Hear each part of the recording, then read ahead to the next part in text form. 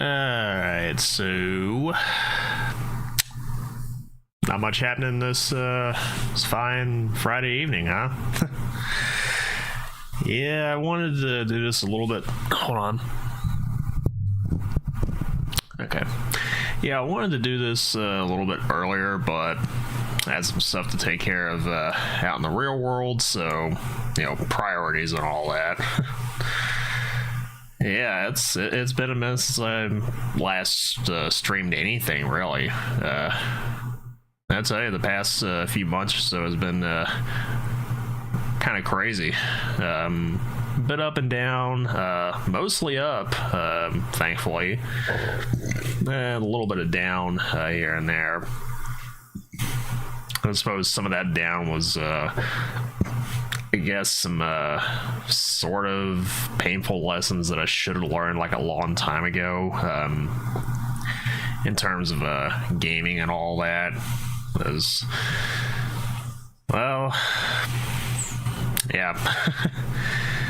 I don't know, I just kind of wanted to go ahead and stream a little bit, just to kind of take my mind off of some of all that. And I'm kind of feeling the need to play some older stuff, just because I want to go back to that time where we really didn't have to deal with a lot of the the bullshit and stuff that was going on these days. So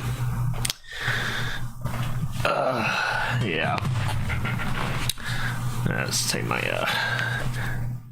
socks off, let my feet get some fresh air. No, I will not be putting them up on camera. I know better than that. Honestly, I don't even think I'm even gonna get like $1 out of doing that. I know my limits.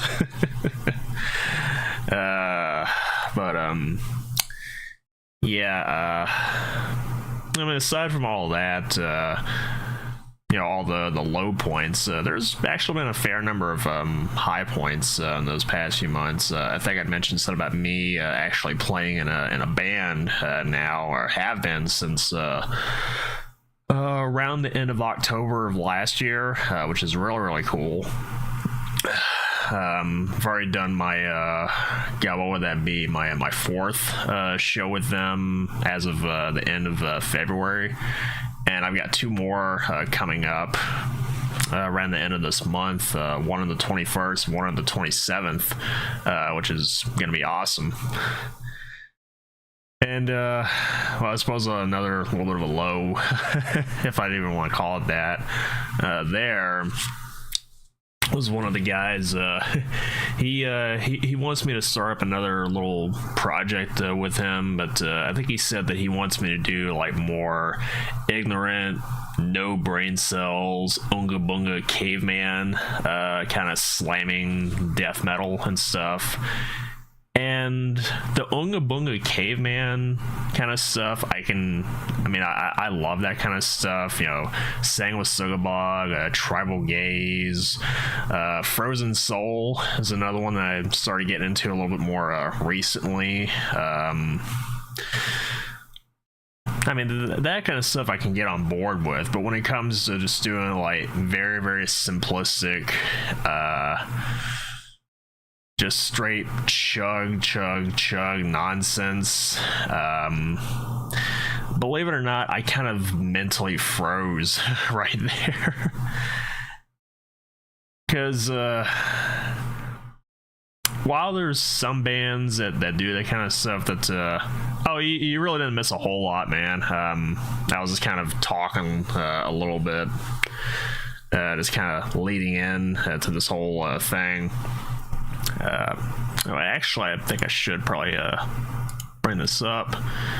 And yeah, okay. Let me go ahead and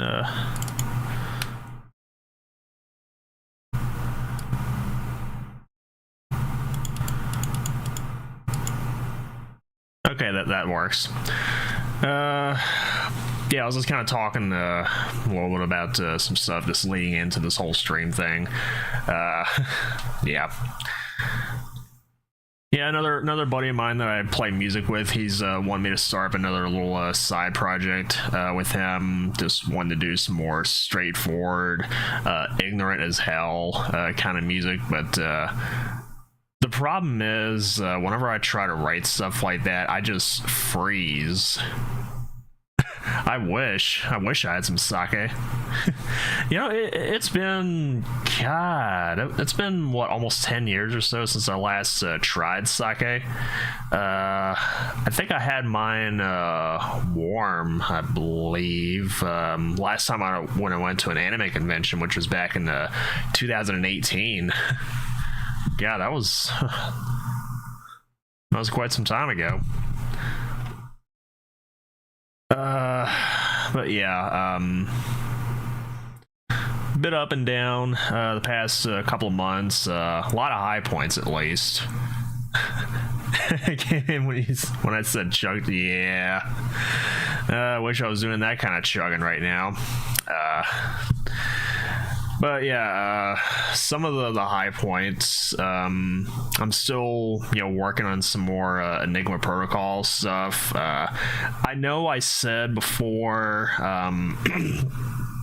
that the last song that I put up on that channel, Hive Mindless. I said that was going to be the last one that I'd be doing for a while because, well, I need to sit down and actually write some more stuff for that project. And, well, aside from that one little bit playing out in the intro, and I think I sent you a copy of that, and I think you told me that it kind of made you think about, was it one of the songs from Metroid Prime, I believe? Yeah, that really spacey, ambient, soothing piece that I did a while back. But I actually made another EP song just not too long ago, and yeah, sure. Let me let me call up Fear Factory and Spine Shake and see if we can try to get something going. Oh no, that'd be something. But no, I made myself made another Enigma Protocol tune, and it's one that I'm still kind of feeling out right now, and it's really, really, really rough. And you know what? I think just for those that are watching this, y'all get first dibs.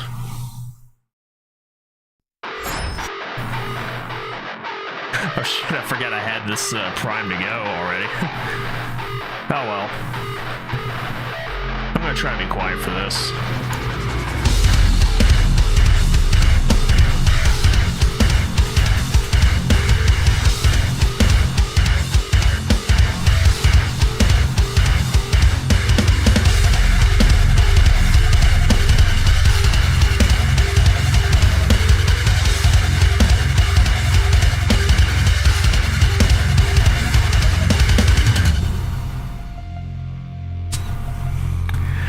Yeah, I got really bored one day, was playing around with some pitch shifting and harmonics, and yeah.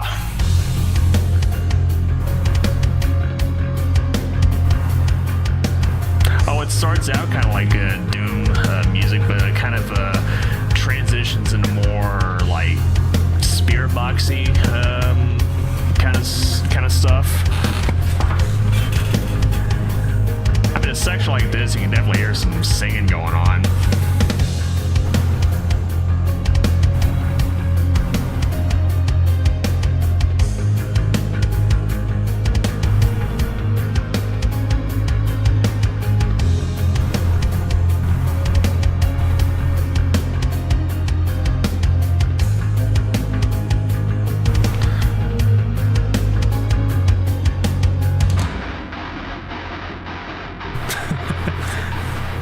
Oh, you thought we was gonna stay on the soft stuff for a long time now, huh? It's Enigma Protocol we're talking about.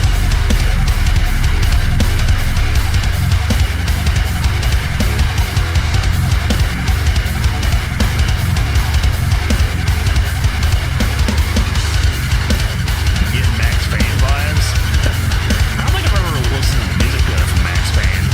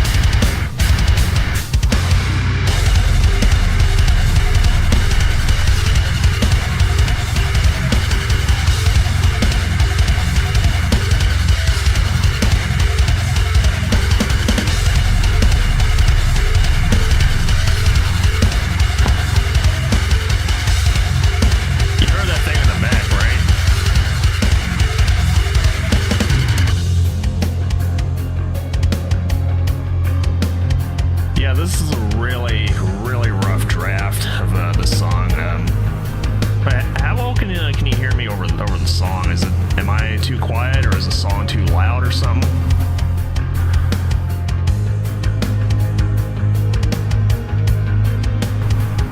You know, I think I'll go ahead and turn the song down just a touch.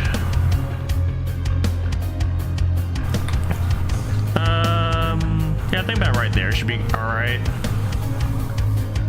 Alright. Yeah, I see my meters and stuff. It's alright.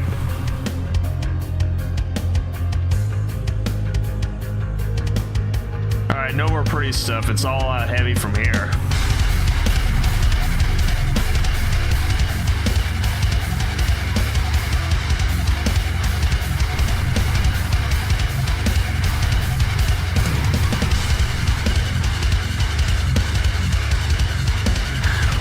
Okay, this next section over here, I love doing this section. I got really bored one day just experimenting a bit. Bounce.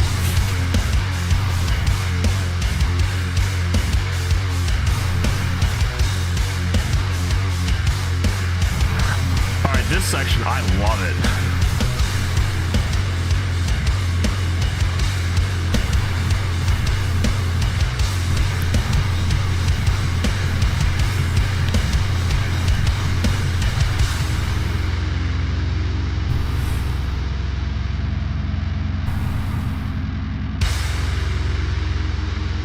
Alright, this ending bit, I'm still working with it.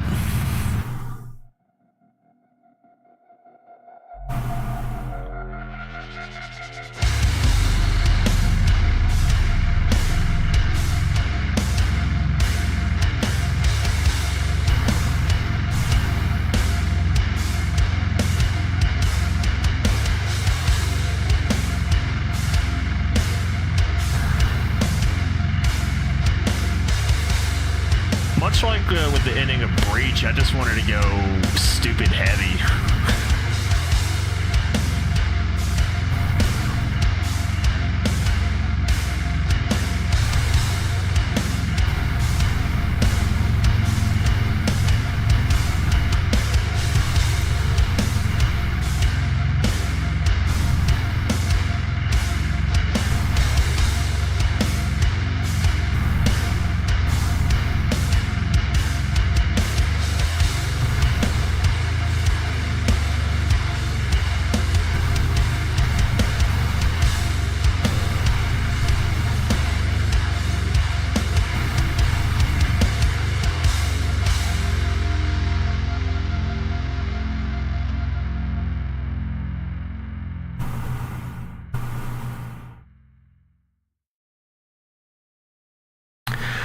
So yeah, that was oh yeah, to run to the store to get some snacks. It was no, you're good, man. You're good. I suppose it was a good thing that I started the stream a little bit later than usual. Only because I had some stuff to take care of out in the real world. And one of those things I had to take care of was yeah, I decided earlier this week that I was going to treat myself. So I think it was about sometime, yeah, it was sometime in the middle of February or last year. I treated myself again, you know, with getting a new guitar and all that. So just a couple days ago, oh, you just beat Resident Evil 9? Nice. Yeah, I know people. I know there's people that's gushing over Leon, you know, being so jacked and whatnot. But yeah, I decided a couple days ago that I was going to treat myself to some more guitar gear, and this one has been kind of in the works for a while now. I've been meaning to upgrade my hardware for the past couple of years. So today, hold on. This thing finally came in the mail. Yeah, it's a big multi-effects processor. It's at least 4, maybe 5 times bigger than the little one that I got, which it's basically the same thing as this, but it doesn't have quite the processing power and the patch capacity, I guess. Yeah, never mind the dusty looking floor.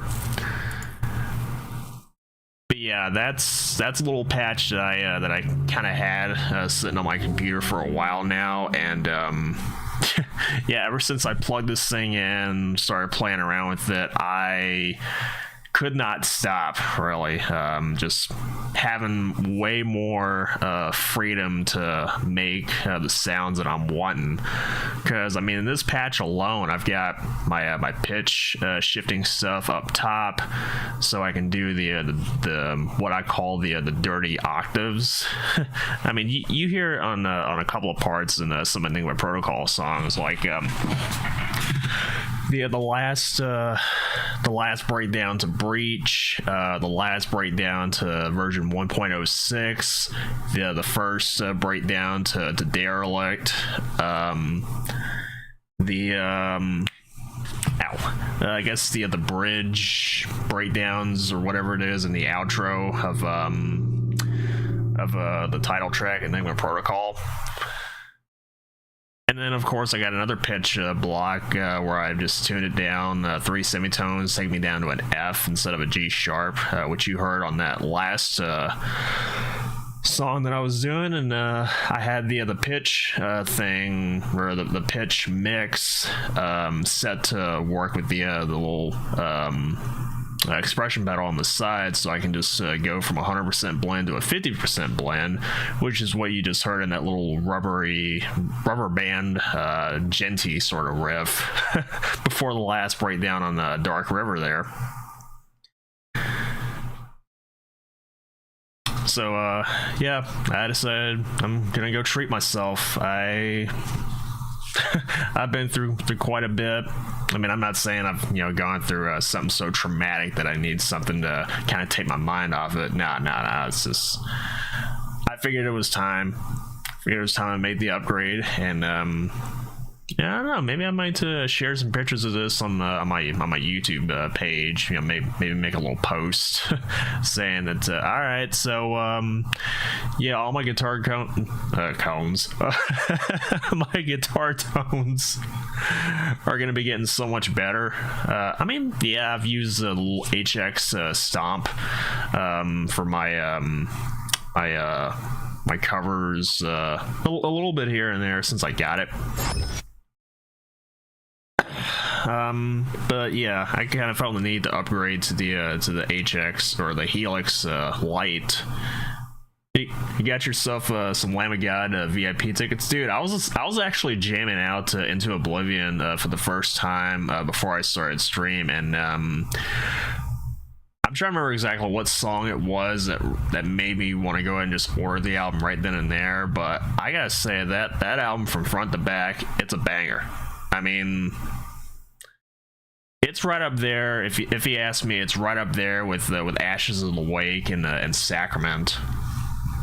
I mean, yeah, they still have their other kind of more modern touches here and there, like some of the clean singing and stuff. But I think Randy, he's definitely gotten so much better at implementing the clean singing. It sounds more like just crooning on some songs, like was it? I think it's like El Ratio or something other, and I think there's a little bit of that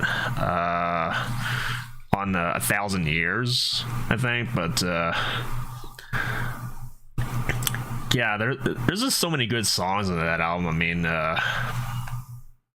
mean, the title track and album opener, Into Oblivion, slaps. I really dug Sepsis, whatever it releases its first single. Killing Floor, really love that song. I didn't know that Randy actually hated Sacrament. I mean, is there like a specific reason why? Was it like the recording was really rough, or did everybody just happen to associate him and the rest of the band with that song Redneck? I don't know. But yeah, what I say? Into Oblivion, Sepsis, Killing Floor, Blunt Force Blues. I love the riffy chorus in that song. Just the way it changes up about halfway through. It kind of caught me by surprise, and I'm just like, oh. I mean, there's a lot of really good songs on Into Oblivion.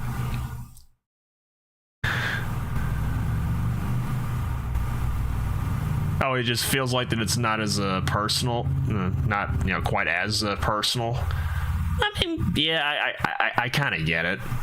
I kind of get it, but I mean, I still think that Sacrament is just an absolutely killer album.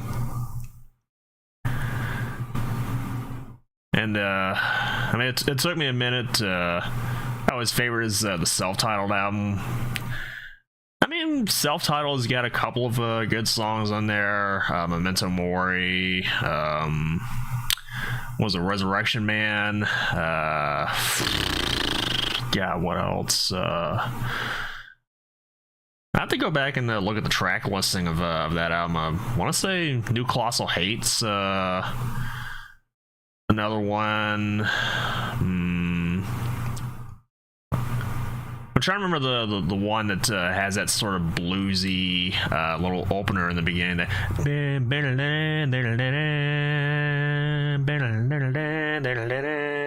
Or something other. I mean, I know the riff. I just can't remember the name of the song right off the top of my head. I'm sure it'll probably come to me, or you probably know it just from the thing that I just hummed there, sort of. But yeah, a lot of fun. Yeah, I bet he did. I know. Oh, it was a Memento Mori. It starts out with this kind of sort of droning, reverby, kind of clean sound with Randy just crooning for a bit before the song really kicks off. It's the song that I'm thinking of is pretty early into the album, and I think it was actually one of the singles. Hold on. Yeah.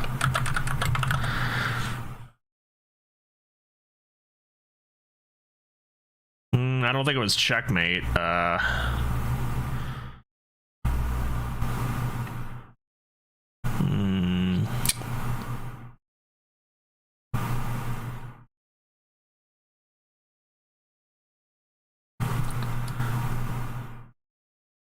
Yeah, I gotta scroll through my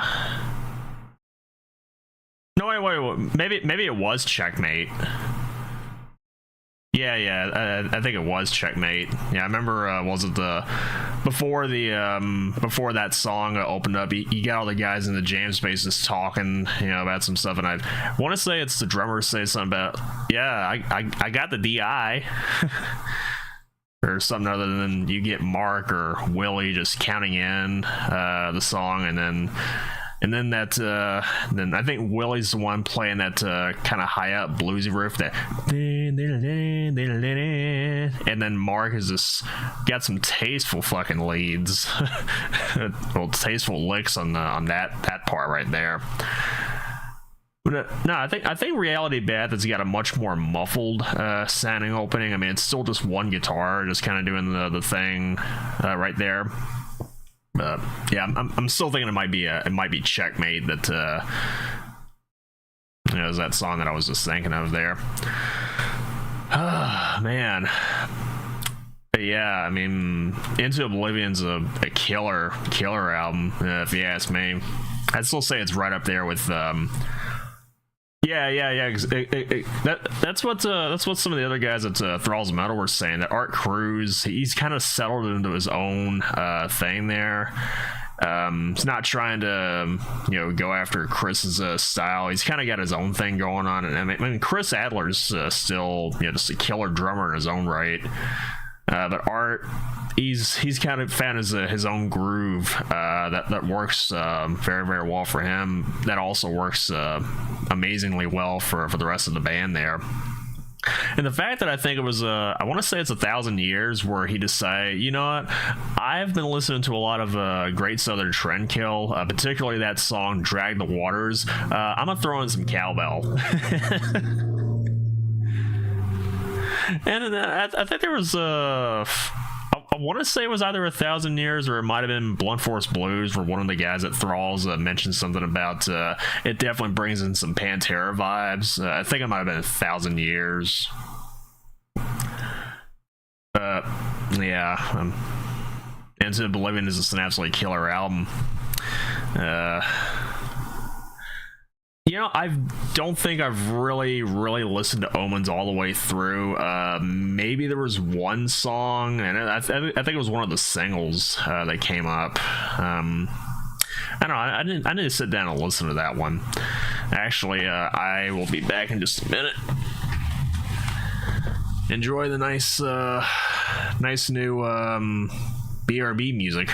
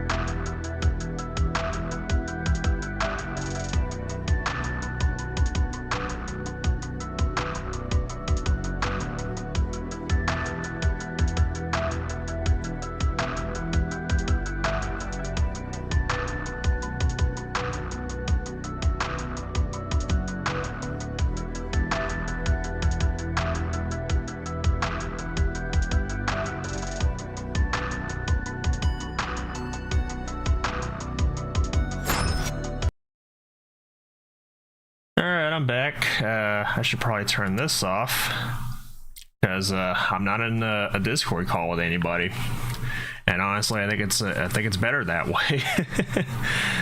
But no. Actually, I think after I get done with this stream, I might go sit down and listen to Omens. I didn't know, speaking of new albums, I still need to sit down and listen to some new Sylosis. The new Flesh came out not too long ago. And I've heard some people say that it's pretty good. Though honestly, I think I do need to listen to a little bit more Sylosis. That I think they definitely got that whole modern metalcore, thrash, sort of death metalish thing going on. I think it's probably more metalcore than anything, but still some pretty killer stuff. Yeah, let's see now. What exactly do I want to play? That's a problem that I'm having, is trying to figure out what the hell do I want to play now. Excuse me.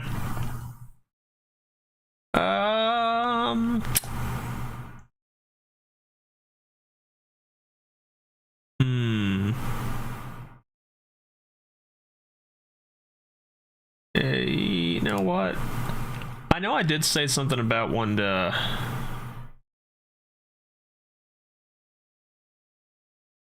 Oh, what, on the on their newest album?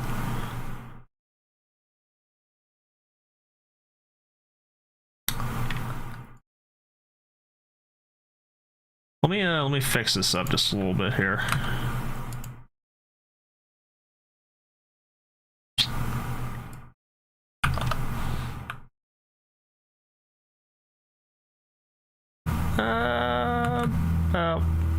Here. I gotta see this.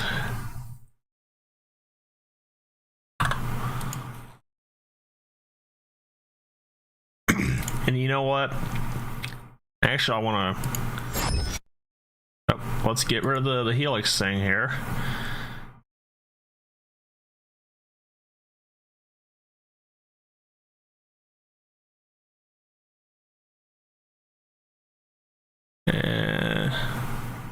on the physical versions there. Okay.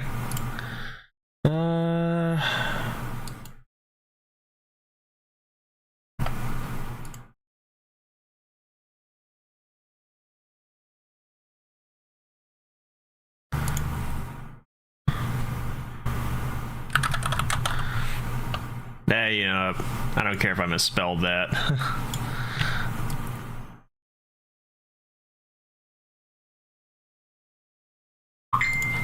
Hello. Okay, let me...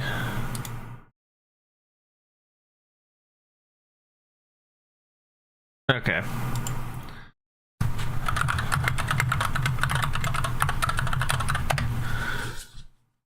I'm a little bit curious here if they actually had the thing woven in there or not.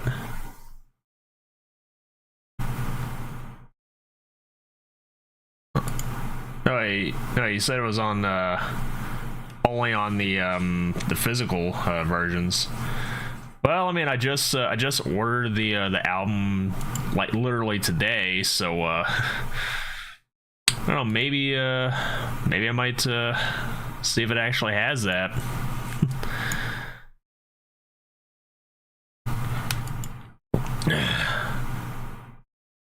Oh, look at the vinyl there. Yeah, let me pull this back up. Okay. Oh yeah, that little thing right down there on the bottom right. Okay. Let's see, they got that right there on the right. Okay, that is tiny. Okay, that's just a digital mock-up there. Okay, that's a limited edition CD, but it's probably just yeah, I can kind of see the parental thing on there.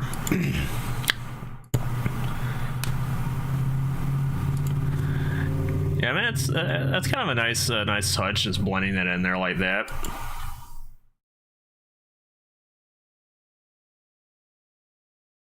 Who is messaging me right now?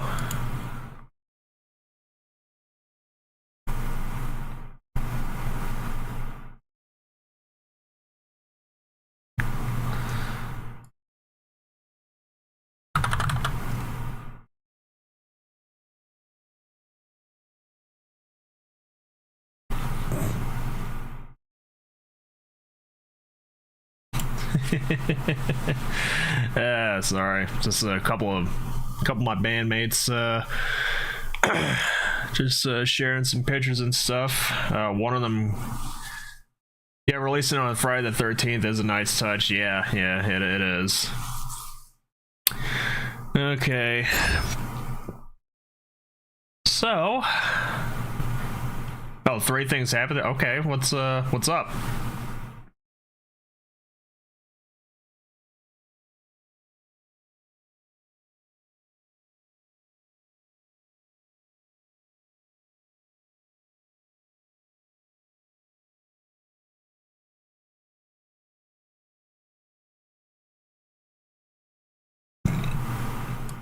I don't think Omega did. I think it was Delta.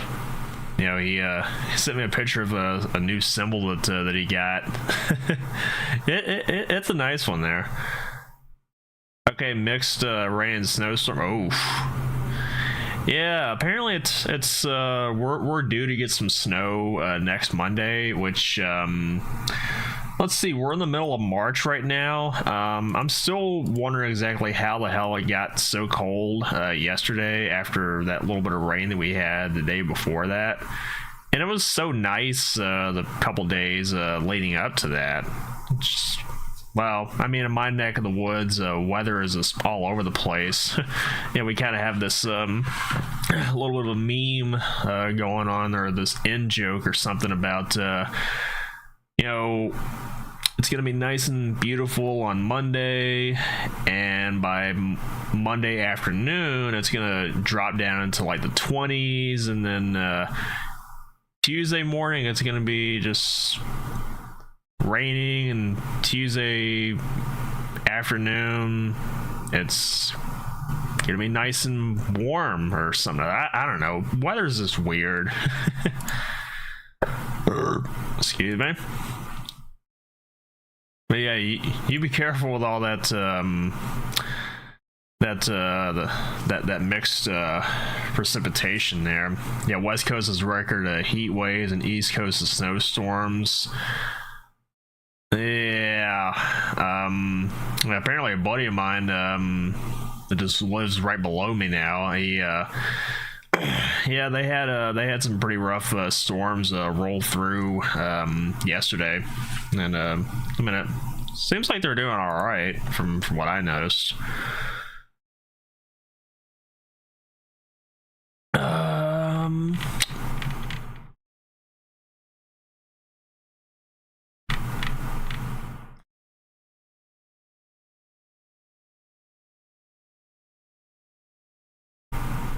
It's pretty much all slush. Yeah. But hopefully you don't get any black ice up there. All right. You know, I'm gonna go ahead and play this just because I haven't played this in quite a while. I'd probably have to redo my my video settings and all that.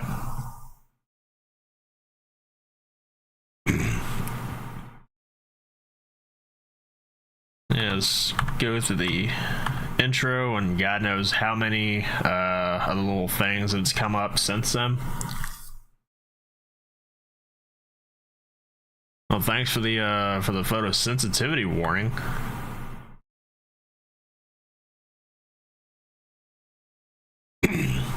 Okay, display.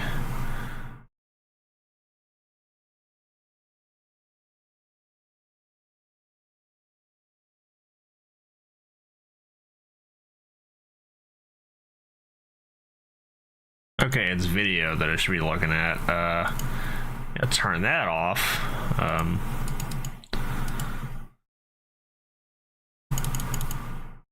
Alright. Yeah, I can just go backwards on this. Okay.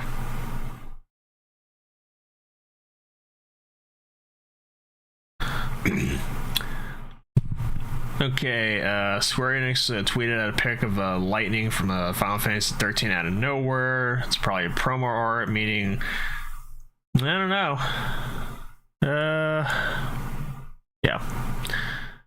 Okay, let's get my other stuff set up here.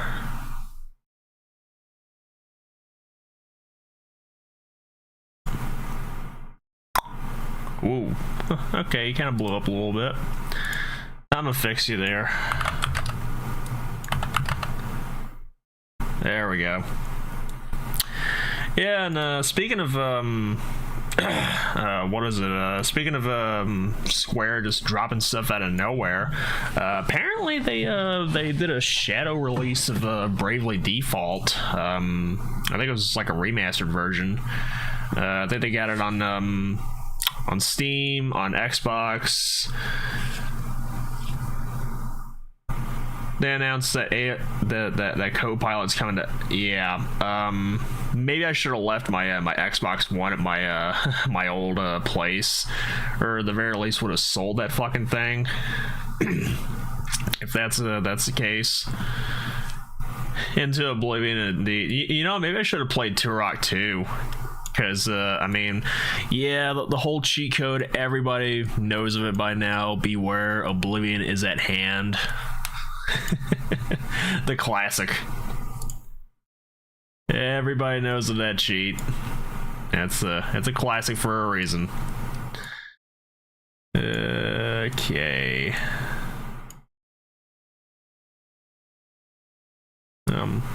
Might as well just go and move the chat off to the side here.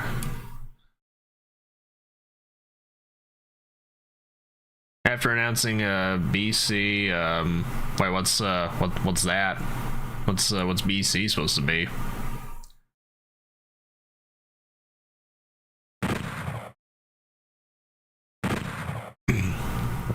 Yeah, I think I'll go ahead and turn the sound down just a touch so I can actually. You know, I'll.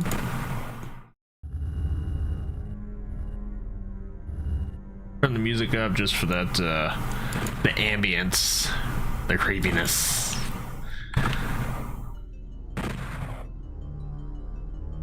Oh, backwards compat. Okay. I got a little bit confused. Like, wait, what do you mean BC? All right, so it's only because I haven't played this game in so long, so bear with me. Yeah, we got the shotgun right off the bat. Didn't have to. I mean, yeah, we could have killed these guys for theirs, but.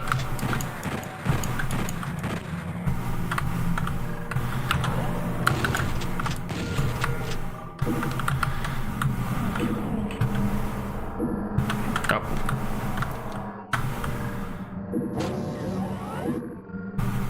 That's some armor. Nice. Oh, you picked up a few games? Nice. What'd you get? Chainsaw, yeah.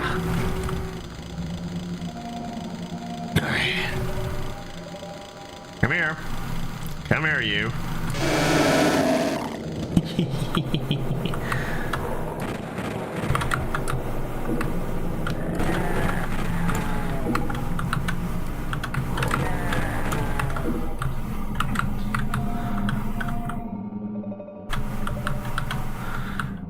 I feel like I'm that weirdo that likes to use every single gun in Doom.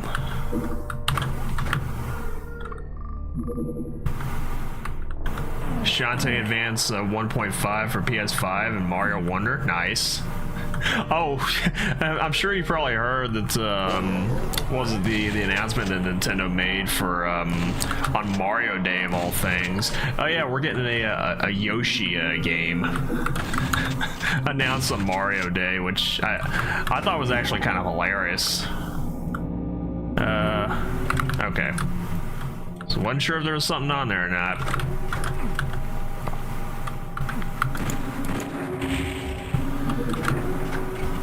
Get the supercharge. And go back up here. Star Ocean 1 for PS4. Nice. Pokemon Scarlet and Violet. Yeah, I really haven't played that much Pokemon. I think the last one that I remember playing was I want to say it was Ruby and Sapphire. Oh wait, I've got the Berserk pack. What am I doing? I should know better than this. If I get a Berserk pack, I mean, you damn right I'm going to be using that. Like so. Well, I've already got all my health anyways, so why bother?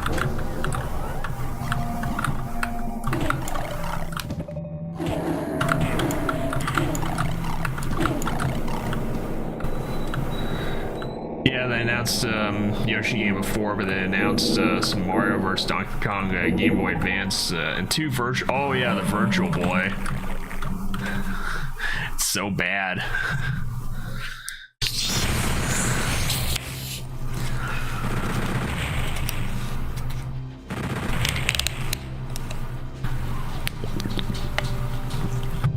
Oh yeah.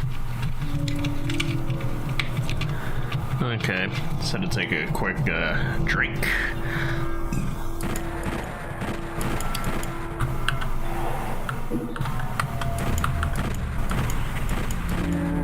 And I see it up there.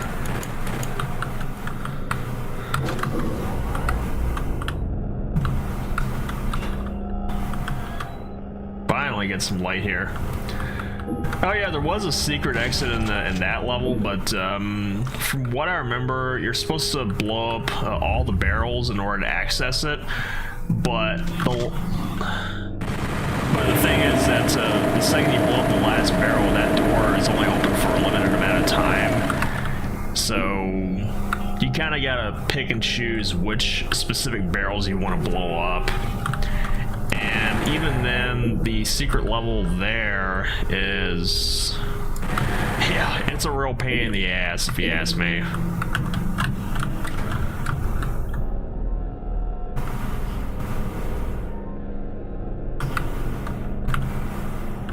Yeah, it's hard as hell. I've done it maybe once.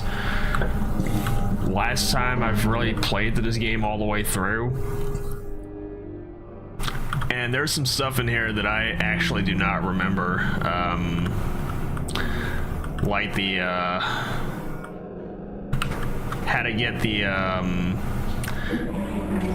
yeah, all the was it the secret exits to get some of those rooms for the unmaker. You done it through the yeah. No shame.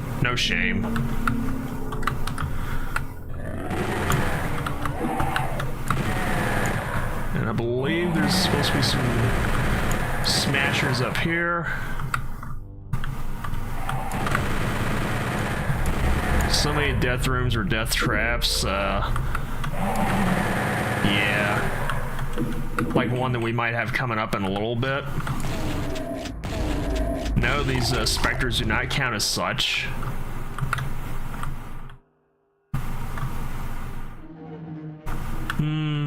Actually, I'll hold on to that.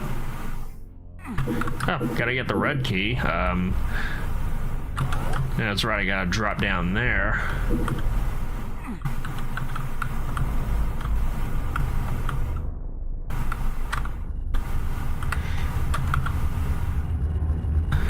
Yeah, I know these things take a big chunk out of your health if you ain't careful.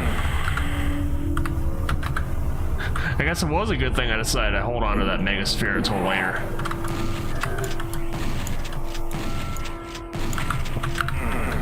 Yeah, this game loves using trap rooms a lot.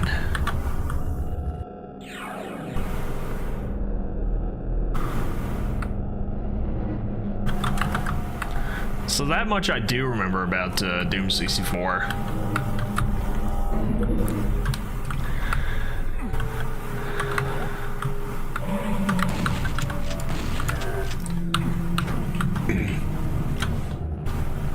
Level's got a room where you have a room with the key with 4 Hell Knights and a... Yeah.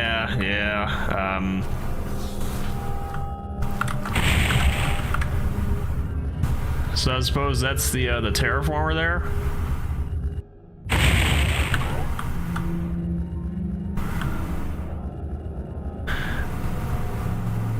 Well, it's not coming back down, so we're good.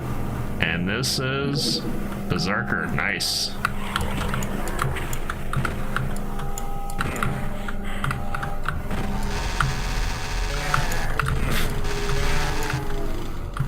Yeah, whatever.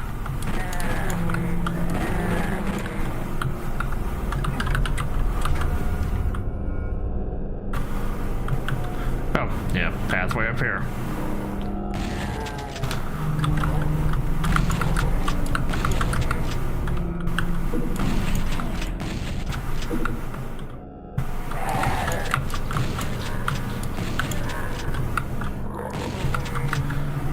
You also got Pokemon Legends Arceus. Nice.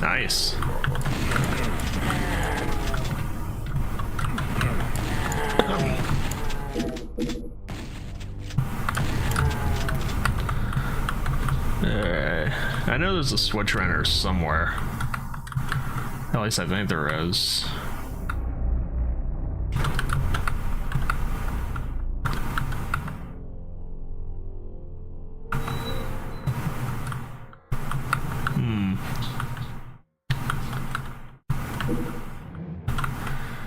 Mario 3D World and Bowser Fury, nice. Saves me back out here. Mario Galaxy and Galaxy 2 for the Switch, nice.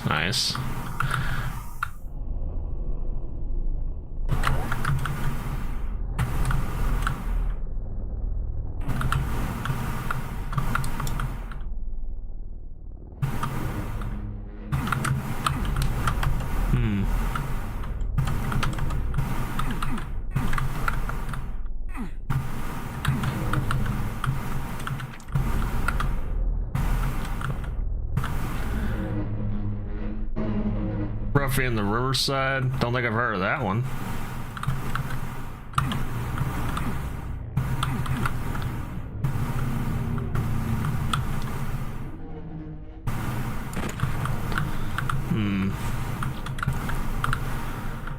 Unless I'm going right past Switch is supposed to bring this thing down.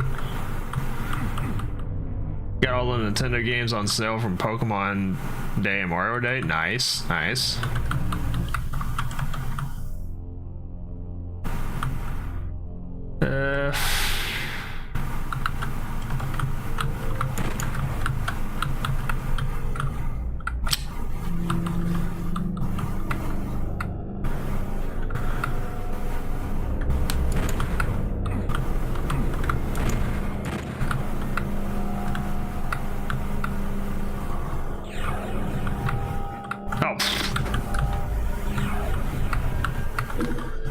So there's that switch I was looking for. And you got a bunch of rockets there. Yeah, bear with me. It's been a long time since I last played this. Yeah, it takes me back over there.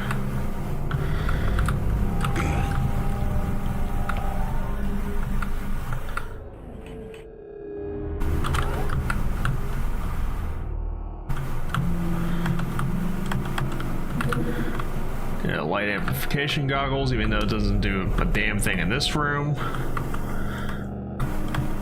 And it takes me back to the beginning here. It's where I need to go.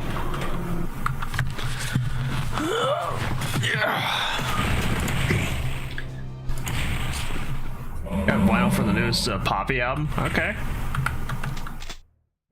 Yeah, super shotgun. Oh, we got some Nightmare amps. All right. And a Digimon figure model kit. Nice, nice. Which Digimon did you get there?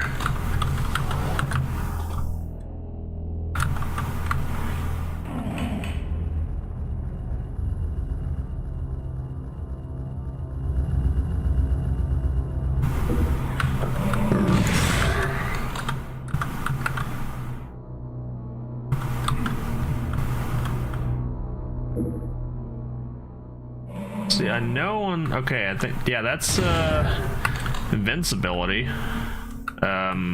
There's supposed to be something else around in here. Invisibility. Okay, yeah, there's that. There's that one. Oh no, wait, I do want the invincibility because I know this this next part here.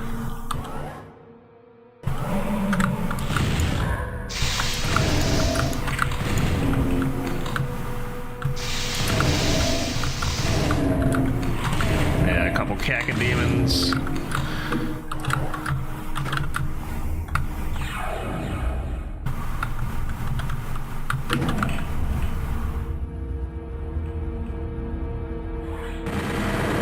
Lost souls. I know these guys are aggressive as hell. Kaiser Greymon's got a sword fuses with other Digimon. Nice.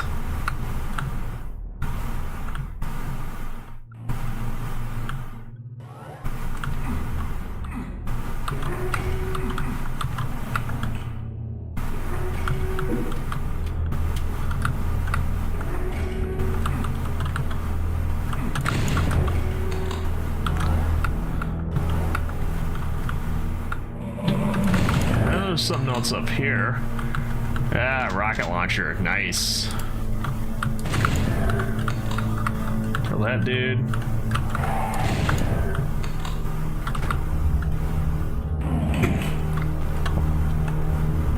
I call them assholes. Was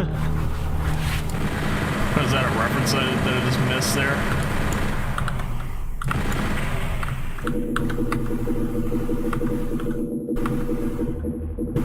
A bunch of stuff there.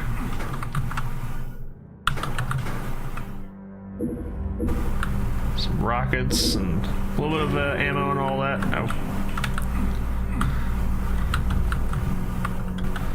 Oh yes. Oh, Big Mac Davis. Oh yeah, Big Mac Davis. Yeah, I remember that dude. Ah, just barely.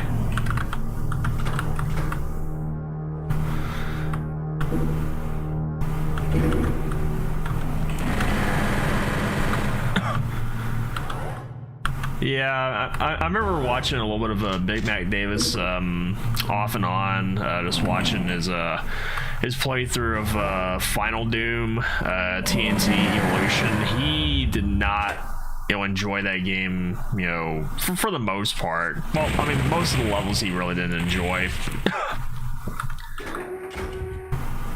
and something's bad whenever he starts swearing about a level or something. And I know Big Mac Davis doesn't really swear that much or at all, so it's bad. Alright, well, there's the Mega Health or Supercharge or Soul Sphere, whatever you want to call it.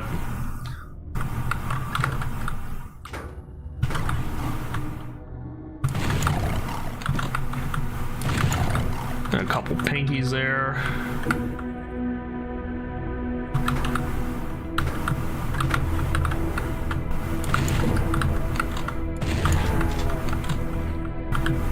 Should be going up there a little. Stop that.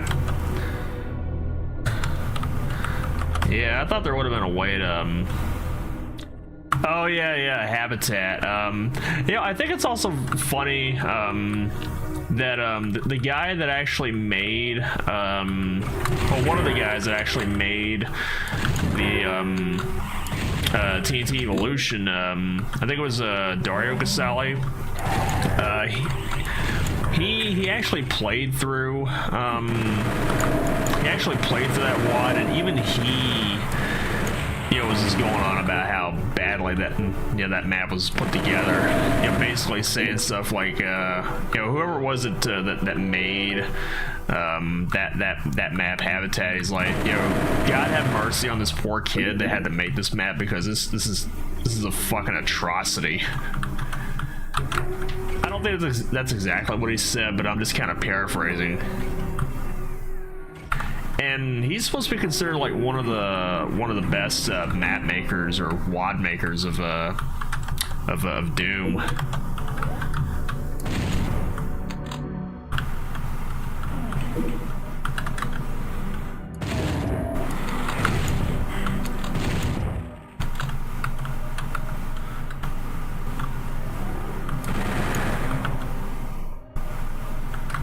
Was his one and only? No, I think he's actually done work on the.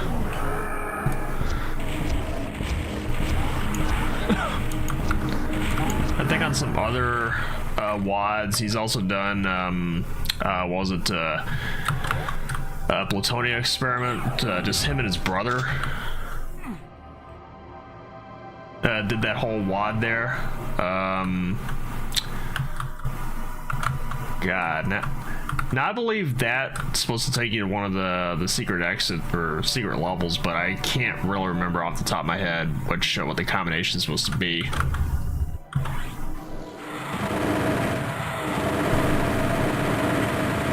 I know that ain't it, but oh well. To be honest with you, I'm not. Oh, the guy did have. Okay, yeah. No, I thought I heard that he actually had did some other maps for like some of the custom Doom WODs, like Alien Vendetta or something other. And I think he only did maybe like one map on that too, but he just kind of disappeared off the face of the planet afterwards.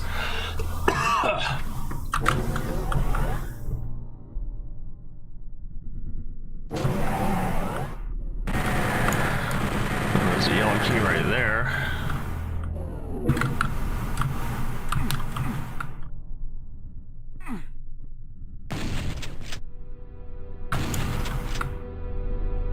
Yeah, there's no getting in there.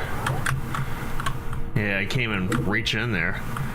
Then he worked its. Oh my god.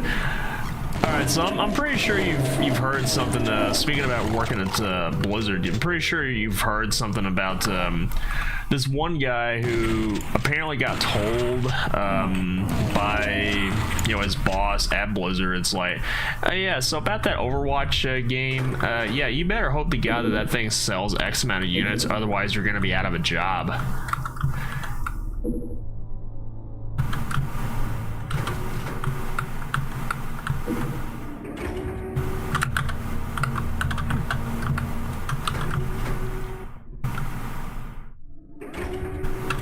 Yeah, I think he described that whole ordeal as just an absolute nightmare, and honestly, I don't blame him for leaving after all that. No, I went down this way already.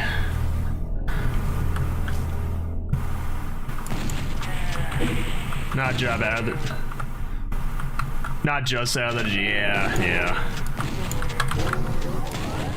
Oh wait, what am I doing? I got the super shotgun. I should know better than this.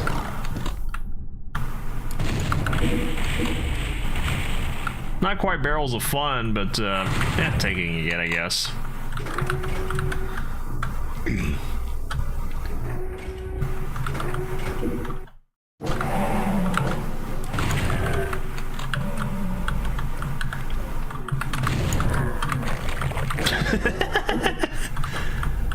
Nice double squish. Yeah, I'm pretty sure I heard something else opened up there. Oh yeah, that too. Yeah, you better hope to God that Overwatch sells X amount of units, otherwise everyone's gonna be out of a job, and you're gonna be the reason why. Yeah, that is some fucking blackmailing, if you ask me. There.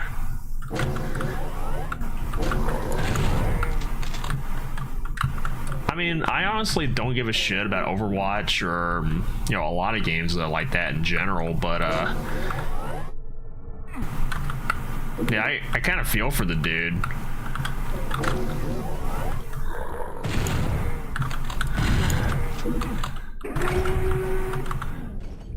And speaking of feeling for people, I want to say I think I might have told you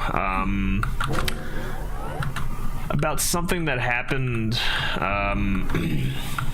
not too long ago with Helldivers 2. Something about was it some guy that was wanting to do a little charity event,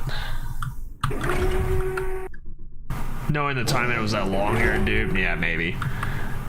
Yeah, some dude just wanted to do like a little charity event, just put forward a challenge like, hey, so yeah, if you guys can run through this specific mission using a specific loadout under this specific difficulty, I'm going to be donating $1,000 or however much to Arrowhead's charity of choice. And yeah, first mistake is posting that challenge on Reddit, because, well, you know the kind of people that you see over there on Reddit. That's the reason why I'm not even on there for any reason.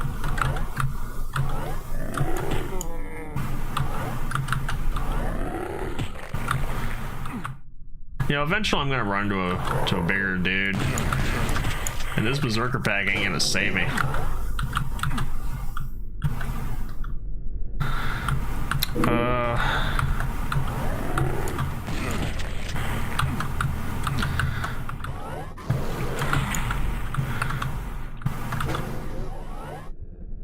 You said classic Blizzard is dead and you need to move on as he didn't end.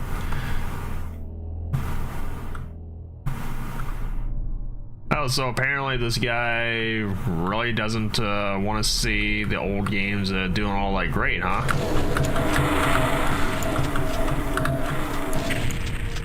And you know what? All I can say is, fuck that dude.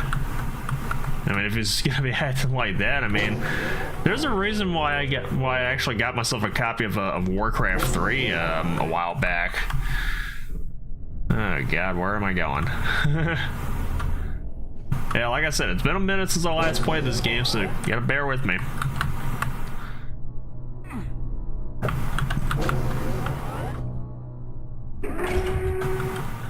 No, that was already,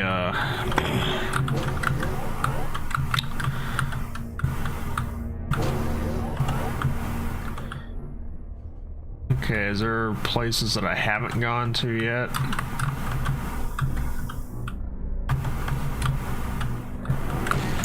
Okay, oh.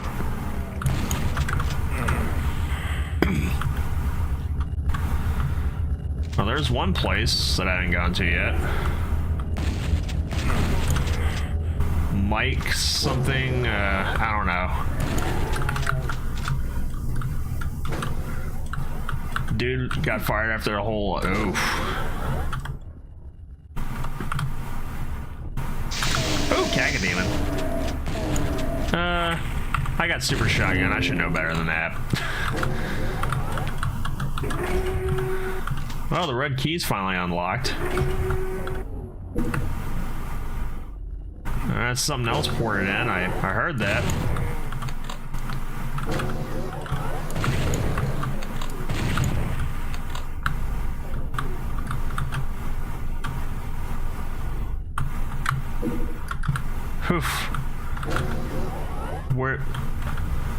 Where is his last name starts with a Y? I honestly don't know of any mics off the top of my head that have a last name that starts with that. But I don't know if I'd really want to say that the closest mic that I kind of know of. But I think his last name starts with something else. He used to be one of the guys that ran Games Done Quick, or is at least one of the people that kind of spearheaded the whole thing. But I think he quit a couple of years ago.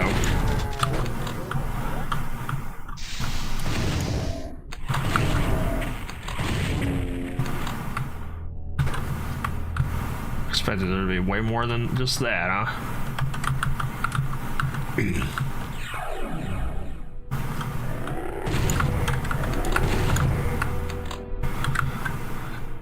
Spell kind of weird, just breaks your brain reading it. Yeah, I bet. I don't know if I can even try to pronounce it if I'd see it. It's my quadrant. I just noticed that.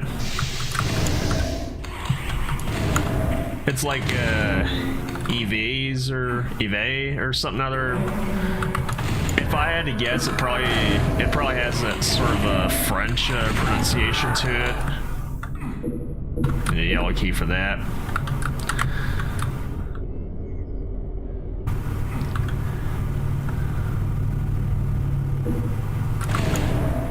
I mean, I would only assume it's like French Canadian or something. If it's like YVES or something.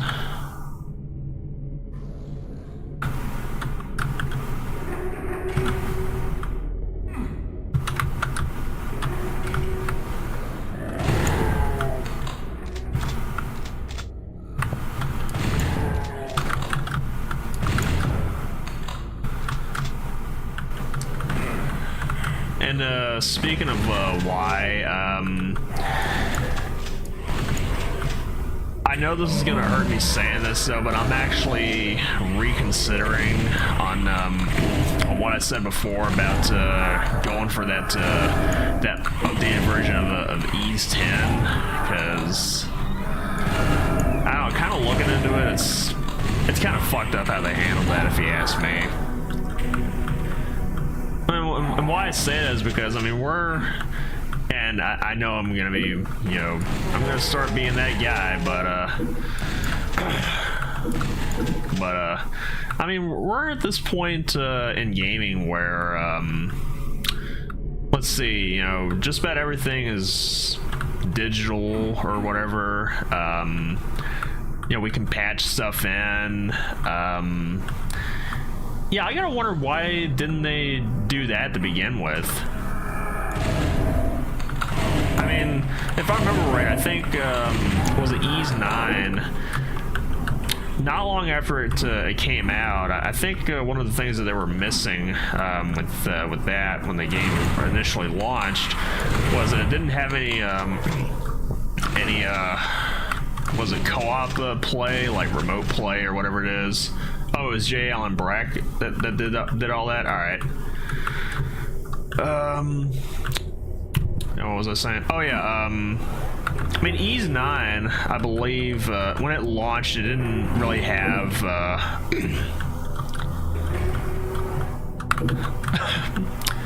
It really didn't have the co-op play or whatever it is at first, but I think they patched that in a little bit later on, saying, "Oh yeah, that's our bad. Here, we'll let you. We'll give you the co-op experience of Ys 9."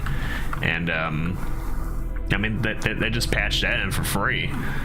So I'm wondering, why didn't they do that with the 10th game? I mean, I think the only things that it really changed was I think they changed around was it some of the one of the bosses or something. I'm trying to remember what else. Yeah, they changed around one of the bosses, and yeah, final Trails game announced 2031. Yeah, I heard about that. Yeah, it's gonna be coming to an end, you know, at that time, and yeah, I think they said that they're working on another on the 11th Ys game, and it's supposed to feature Adol at his oldest, from what I'm hearing. Oh, that's a Baron. They intend to remake Sky Third before that. Yeah. I mean, we got plenty of time. I'm sure they could probably, you know, remake a couple of other, you know, games on top of that. I mean, I know they just put out the recent version of, I think it's Memories of Salseda for Switch. So there's that. But yeah, I mean, if I remember right, I think Ys 9, it was supposed to feature Adol as oldest. He was like 24 or something in that game. Yeah, he was supposed to be 24 in that. So I don't know what you know, what they have in mind about Adol being at his oldest in this new game.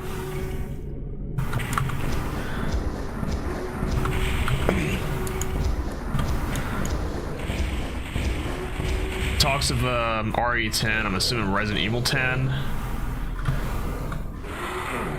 It might be the last one. Yeah, I thought I heard something else about what was it? The voice actor. Oh god, pain element. Yeah, stay away from that dude. Don't get up close and fight him, or don't get up close and kill him.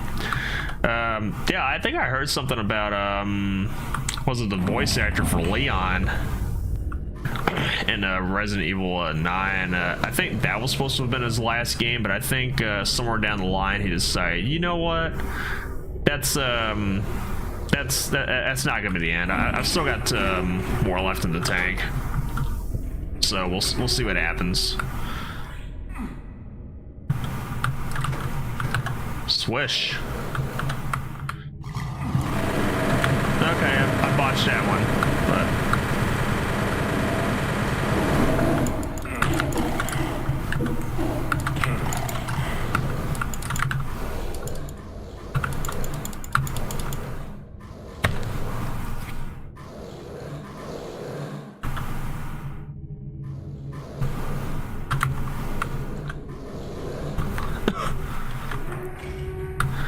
I know that pit you can get out of.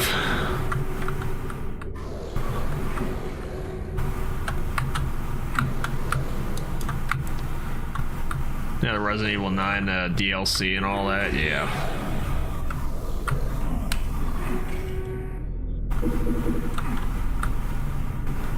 Oh, what, RE9's got like a lot of callbacks? Oh, I bet.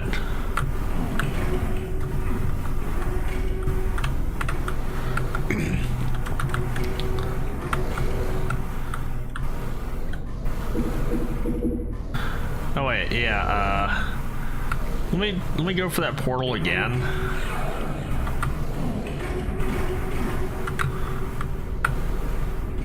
Oh, no, I was trying to jump onto that this little room right over here.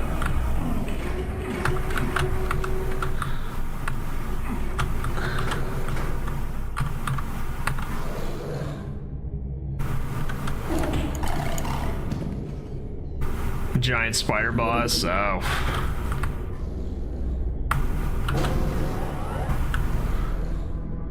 Xeno Wesker.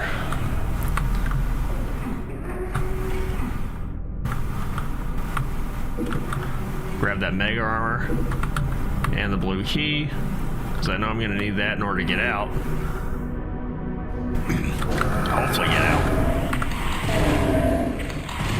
3 Hell Knights.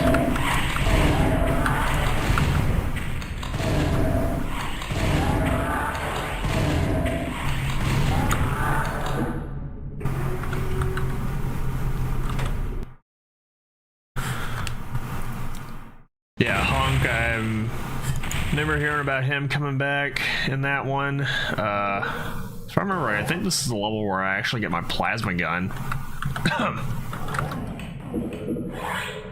Ooh, a bunch of lost souls. Nice.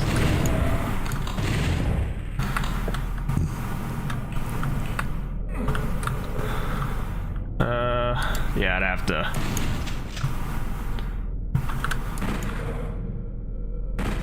Nope. Yeah, I can't even get a running start for that one. T-Virus and the Crimson Heads. Wait, I'm trying to remember. Isn't the Crimson Heads? Didn't they bring them in the Resident Evil remake, where and I think it's like its own difficulty. It's like a post-game thing or something, or a new game plus or something. Or if that thing you know, catches you, or if you happen to kill it, then it's pretty much game over. Or am I thinking of something else? I'm probably thinking of something else, I just know it.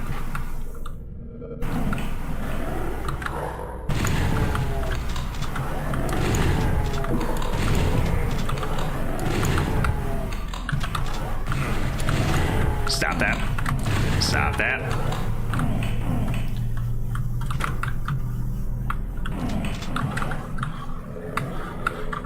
Another shotgun right up here. You know, we just get a bunch of little dudes, so I'll run with the regular shotgun for a bit.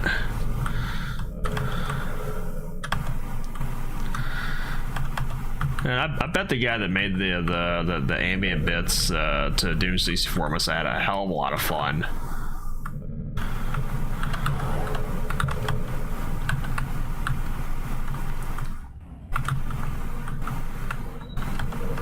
Yeah, if you don't destroy the bios, they'll come back. No, I was thinking of something different there.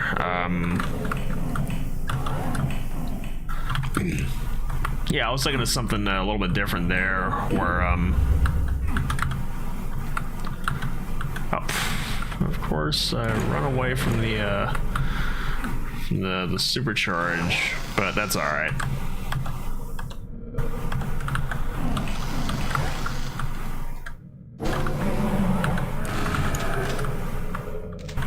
Oh, there's my plasma gun.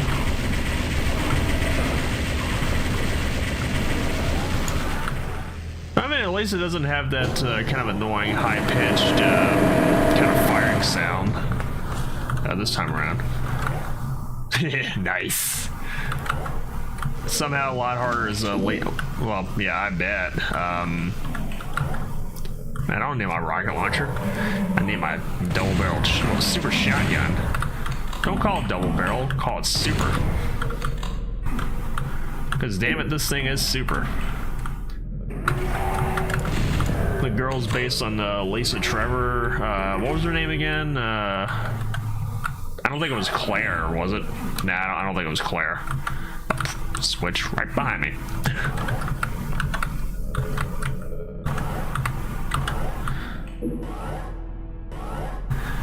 Yeah, I'm kind of sort of out of the loop with Resident Evil in general, if I'm being honest with you. there's the exit, but I really can't do anything there. Or here. Grace, okay. Yeah. Yeah, I'm just kind of blanking out on some names. Not all of them, thankfully.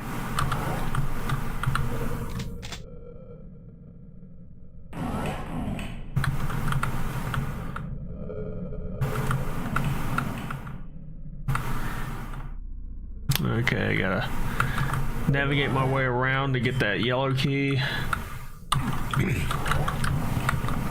Lisa Trevor's a monster in the Resident Evil 1 remake. Oh.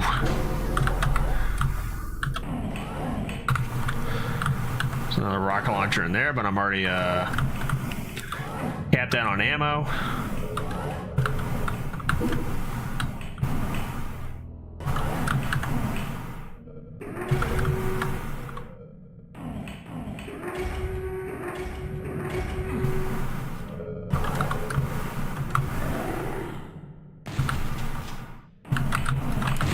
Stop that. Oh, the girl's a legit monster in that game.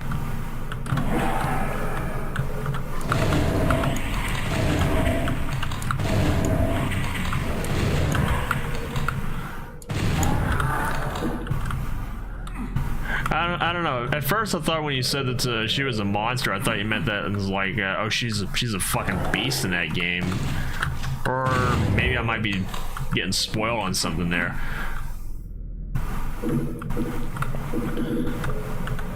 There's a zombie that gives Leon a heart if they see him, if you left her alive. Well, that's kind of nice of him. Kind of sick, but that's thoughtful at least.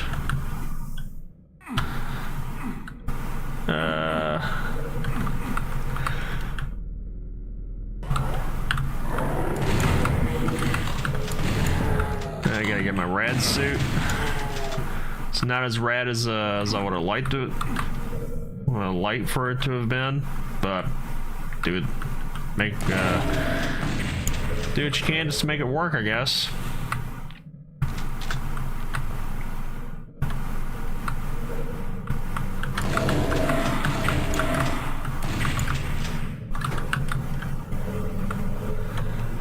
Now the game calls the monster that saw. Oh, okay.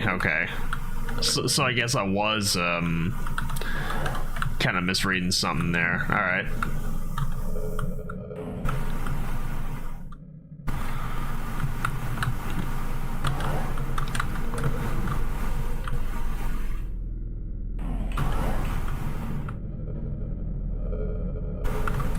Mr. X is, yeah, I heard about that too. Yeah, Mr. X coming back.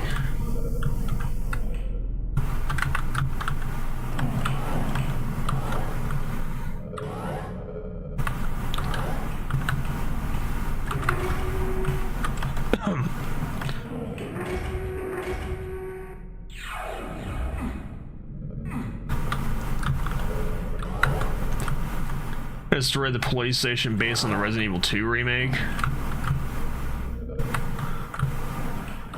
Oh, that place got trashed, huh?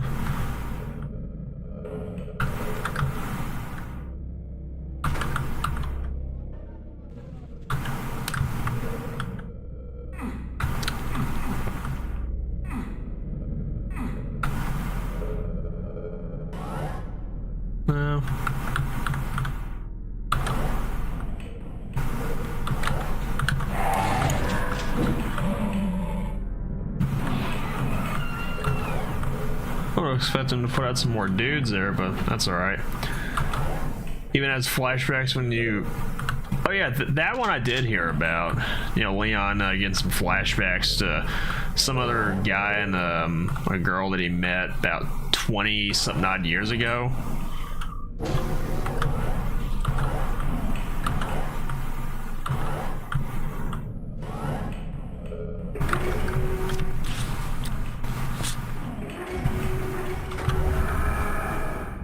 And night.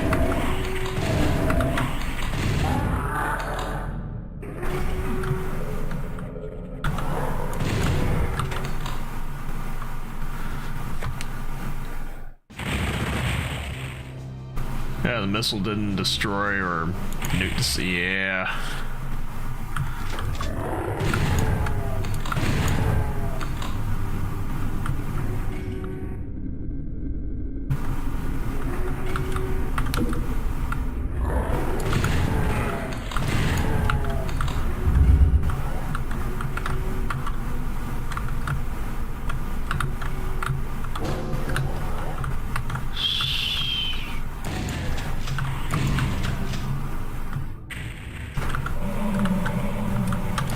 Yep, a couple of nightmare imps right over there.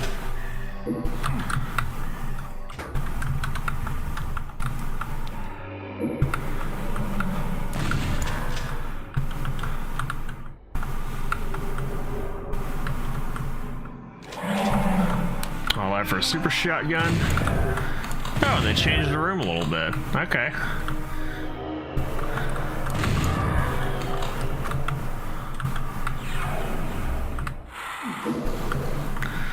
Yeah, go for the key. God knows I'm gonna need that.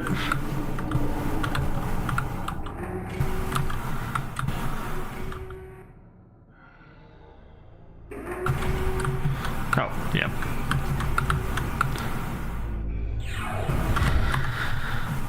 Alright, I will be back again.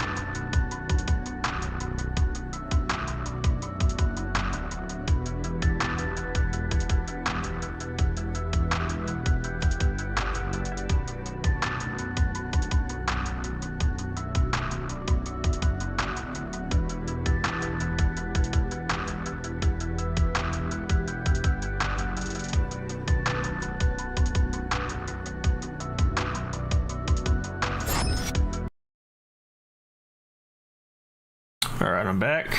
Let's see. Zombies weren't nuked.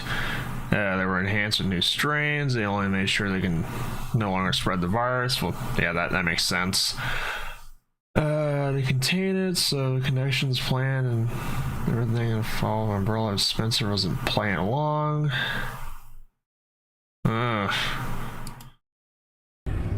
What crazy shit happening in that part of the universe. Oh.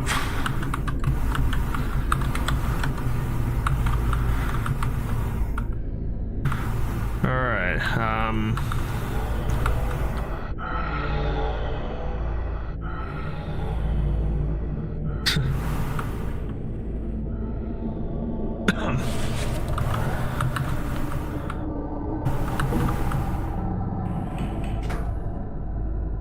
well, that makes it a little bit easier to navigate around.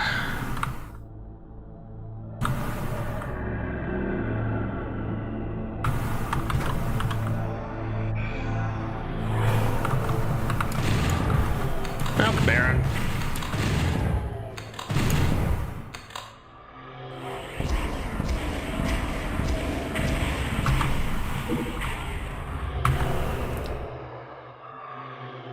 Evil 9 takes place on October 9th of 2026, and it hasn't had. Alright. I just hope to God that the game is not that prophetic.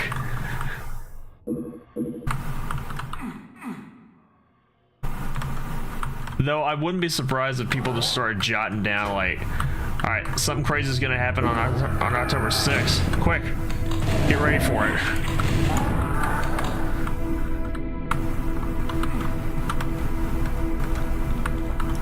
Or I don't know, maybe they're kind of playing on the like you know, some old movies back in the 80s and 90s, you know, that supposedly take that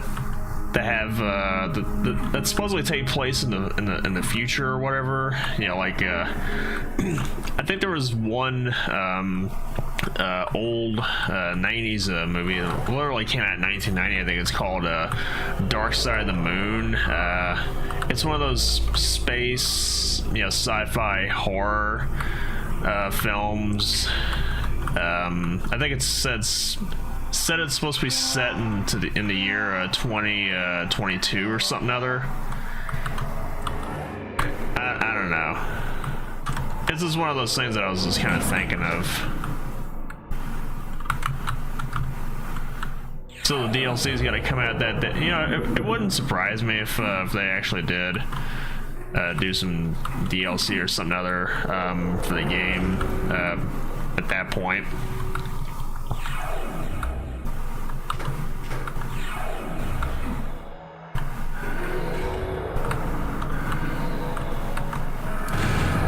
Another Baron.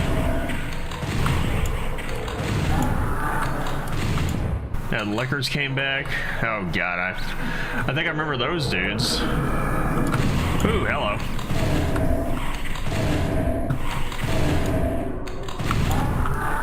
No hunters. Man, I think I remember. Was it the first time I actually played Resident Evil 2? Like the very first time, a long time ago. And I think I was playing Claire's Path, and I think I remember it was either a Licker or it might have been a Hunter or something like that that dropped down. And this is towards the end of the game. Dropped down from the ceiling and or something other, and this kind of surprised me. And considering that I really don't play, you know, horror games that much or at all, I suppose that was the first jump scare, I guess, that I ever experienced in a game.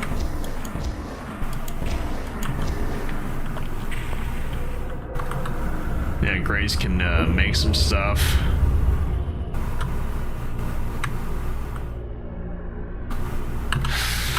Okay.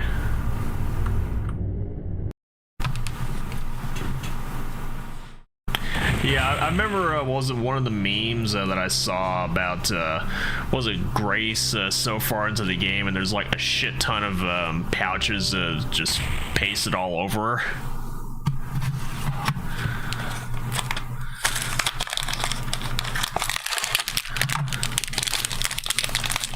Talking of a memory transfer program, what the hell is this supposed to be, Assassin's Creed or something?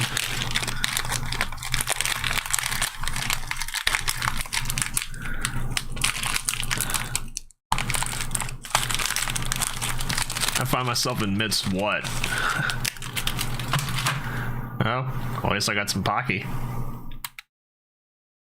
I haven't had Pocky in a hot minute.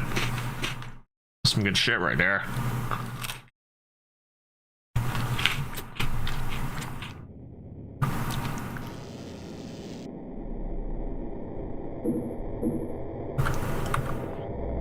Oh, basically I'm supposed to clone characters. So, how many Weskers do you think we're expecting at that point?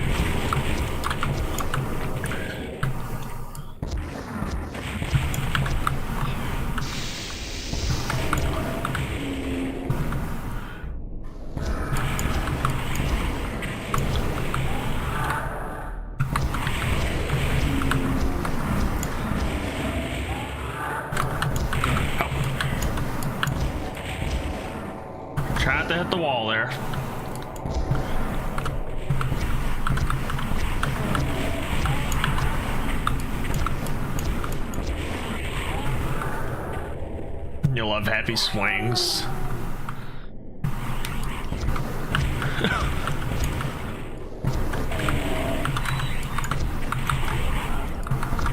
Resident Evil 5 hinted at Wesker clones, but Albert might actually be one. Yeah, probably heard something about that.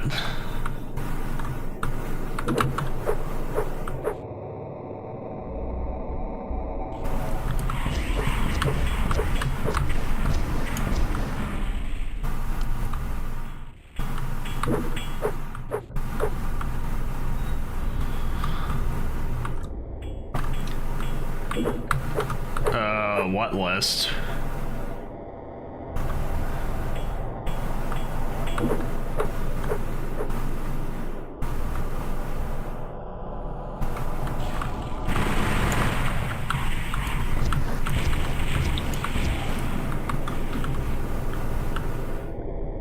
I thought by now we would have gotten some arachnotrons or something, but that's all right.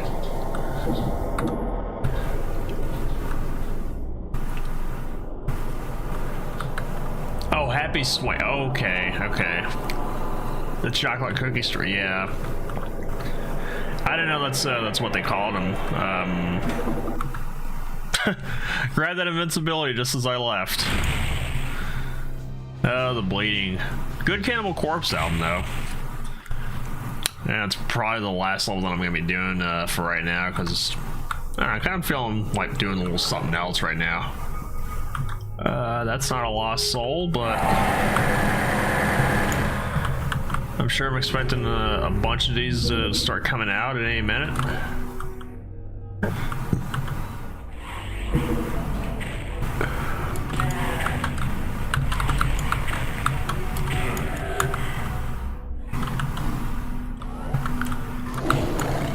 Some pinkies. Plasma gun.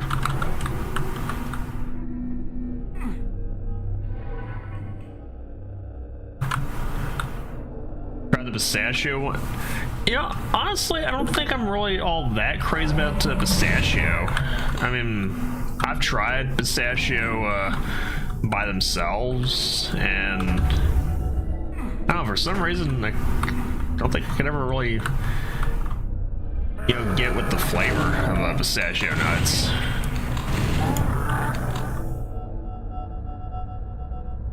Dubai chocolate's not worth 30. Yeah, I'll be honest with you. I don't think I've ever had Dubai chocolate in any way.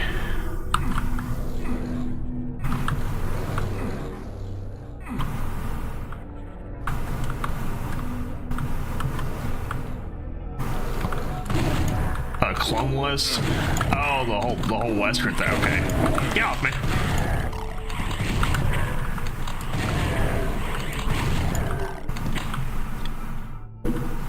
Oh, Mancubus.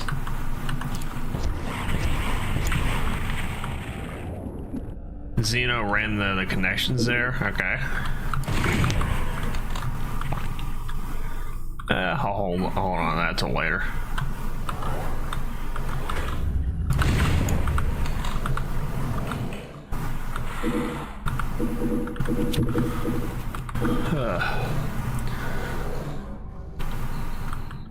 Alexia Wesker was the villain of Revelations 2.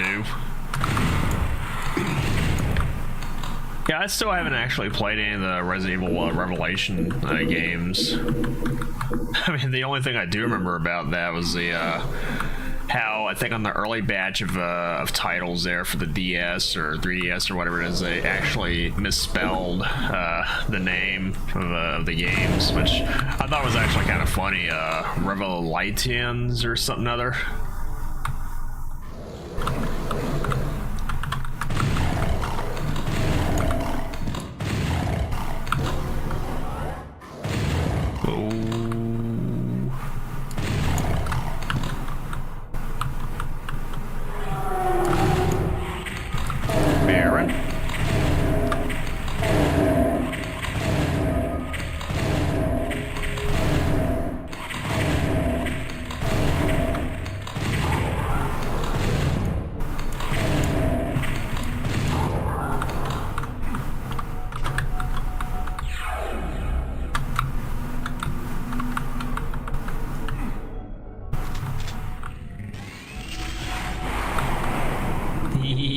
BFG.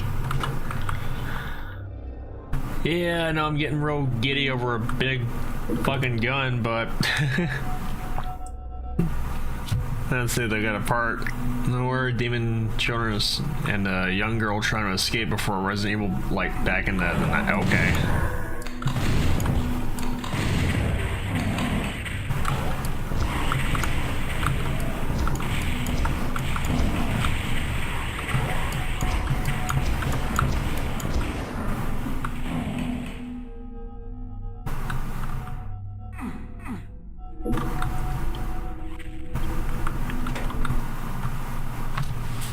Oh well, I know I'm about a couple HP short, but that's alright.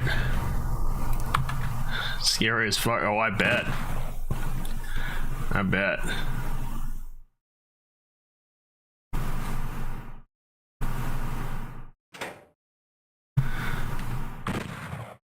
Alright, so I'm probably gonna go switch to something else here. No weapons, stealth only. Yeah. You know, immersive horror games like that.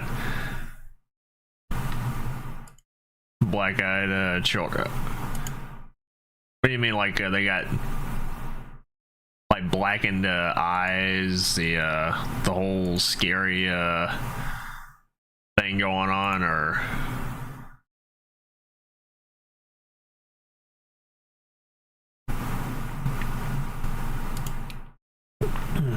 Alright. Let me see, what else do I want to play?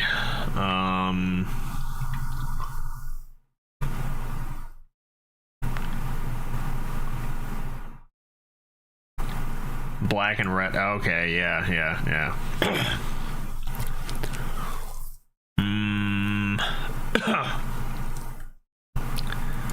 You know, actually, I want to see something real quick.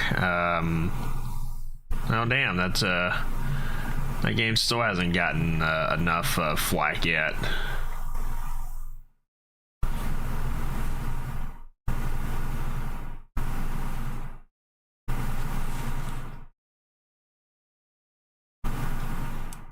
Oh well.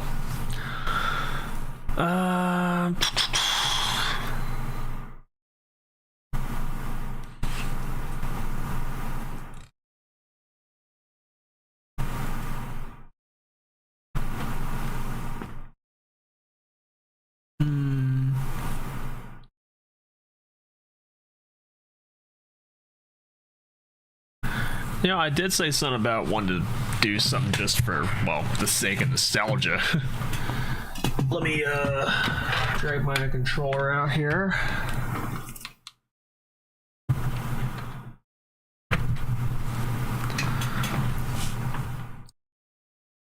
Let me go fire something else up right now.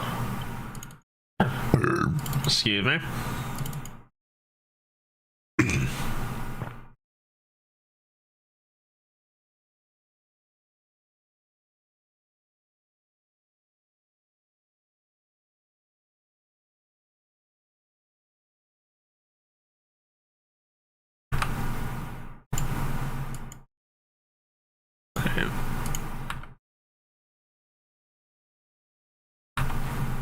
Okay.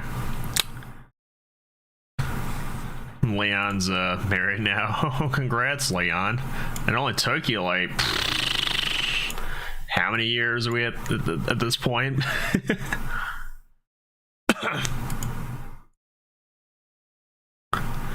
I'm only teasing. Nobody knows who the wife is. Oof. That's a bit of mystery right there. But yeah, I'll play a little something just for the sake of nostalgia.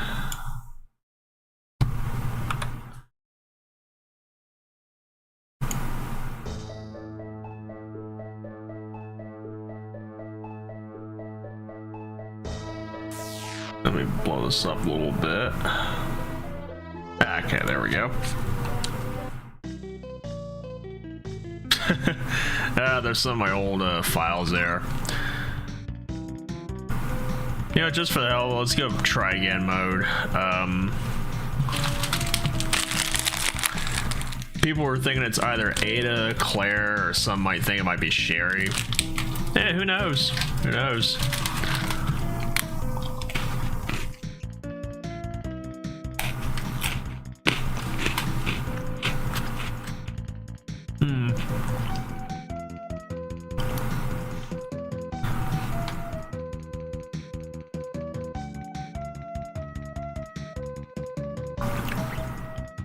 You know what?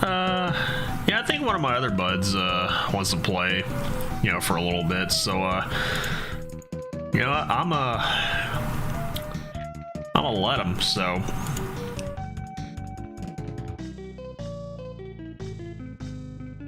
yeah, he's more of the RPG, JRPG kind of guy. Those that think it's Sherry Light, same ship Dante with Trish. Yeah, maybe.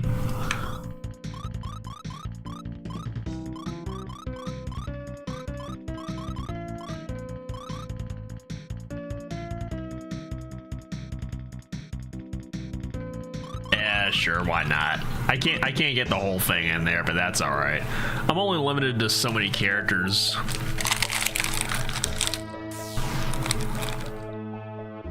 Yeah, I haven't played this game in a hot minute. Sherry's like Leon with an adopted kid, government, yeah.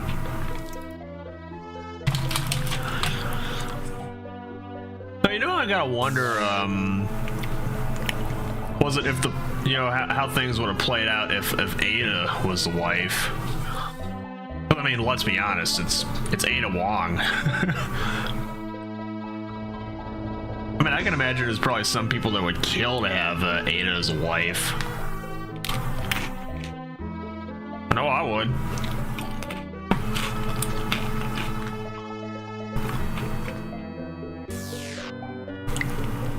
Trish is basically Dante's mom, and the exact image is made to kill Dante. Oh.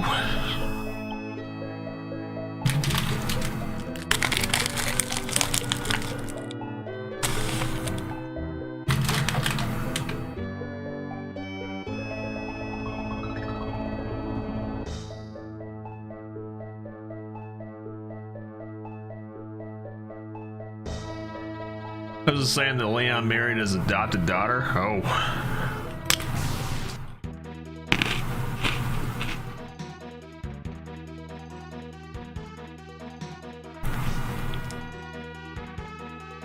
It's up the mic ain't picking up the chewing or anything.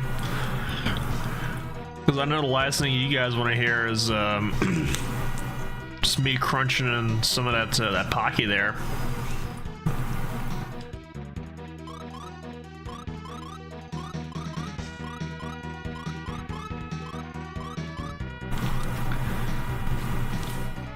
Getting off certain hubs, oh, okay.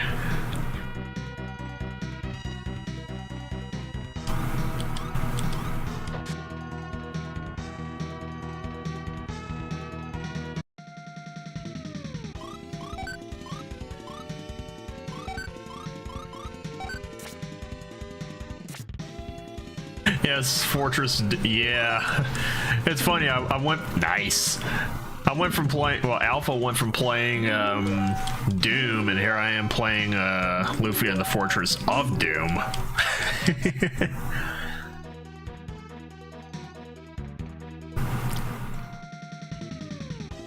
Yeah, he just wanted to go relax for a bit, so I don't blame him. It's been a bit of a long day, actually.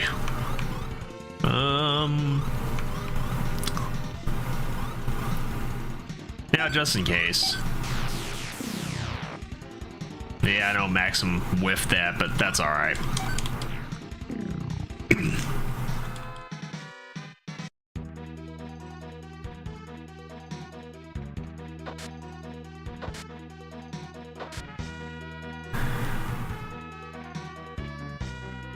And yeah, this is actually the original Fortress of Doom, what we got instead of the restored version.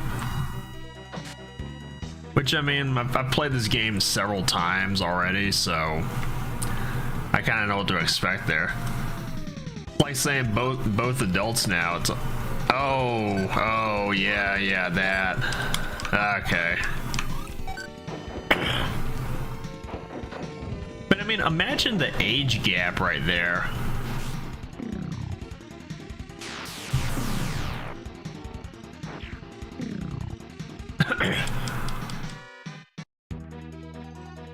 Same with Dante, yeah, and his mom.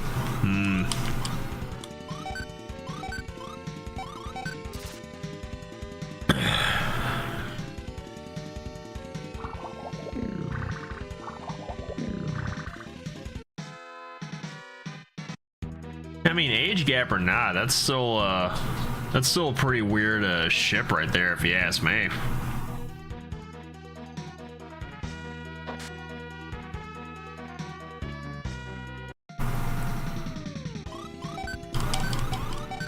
I'm not expecting these Hydras to drop anything good. Of course, it's gonna be a while since Maxim hit the one that was already weakened anyways, so. So it's either Ada or Claire or somebody unrelated.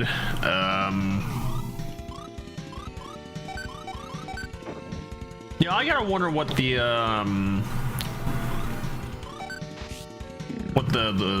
kid actually looks like.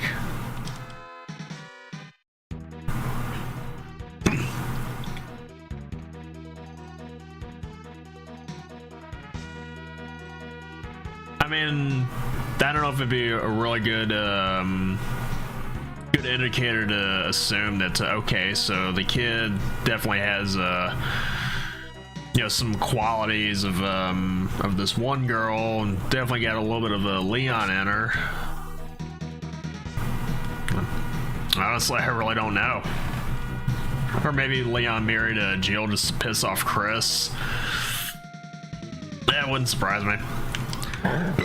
Excuse me. Yeah.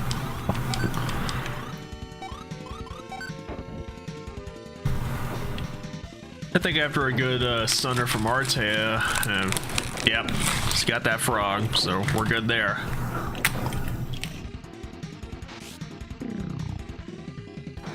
Sherry's also got a ring. That's where they were kind of coming up with this kind of stuff. Yeah, maybe.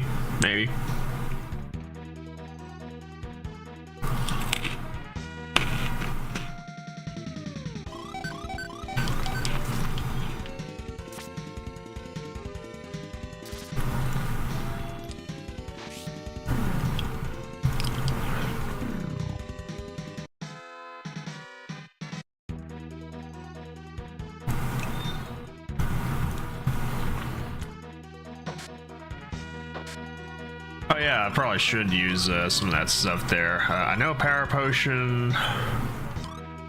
That's HP.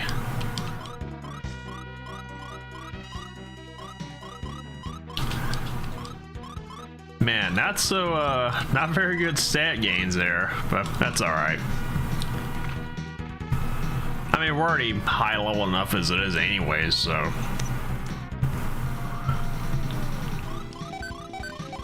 Oh, it's all AI. Yeah. See that? See, doing all that right over there, that just kind of kills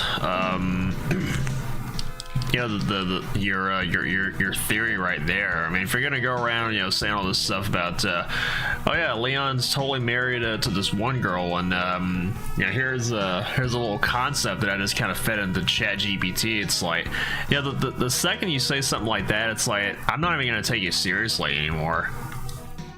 I mean, I know fan theories and all that kind of stuff. I mean, that's one thing. I mean, if you're trying so hard to convince, well, I mean, at this point you're trying to so hard to convince yourself that something like this really happened, and you go out of your way to use AI to make art of that. Yeah. At that point, I don't even want to talk to you. The ring is canon again. Well, yeah, that's one thing.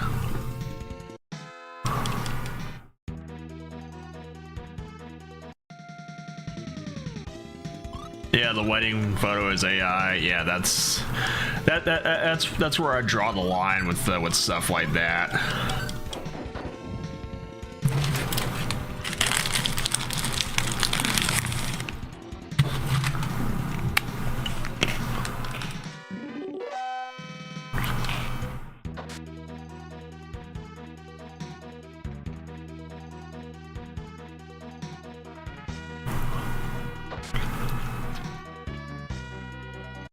I hope Alpha doesn't mind that I'm taking some of his pocky there. Yeah, it's already got it for the both of us anyways. I appreciate him for doing that though. He didn't have to.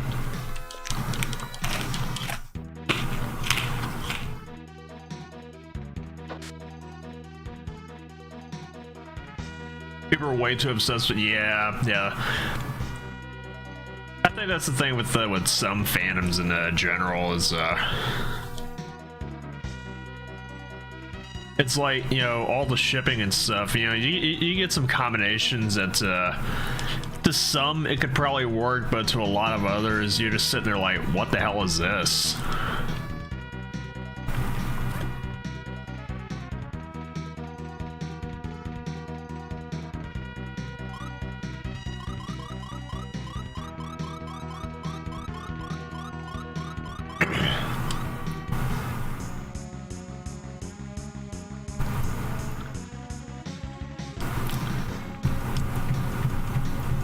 Alrighty, let's do it.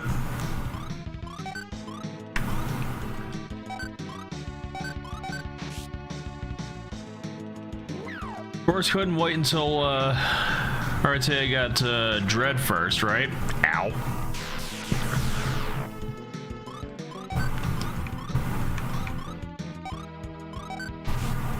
And of course, you couldn't wait till RTA got Trick up first.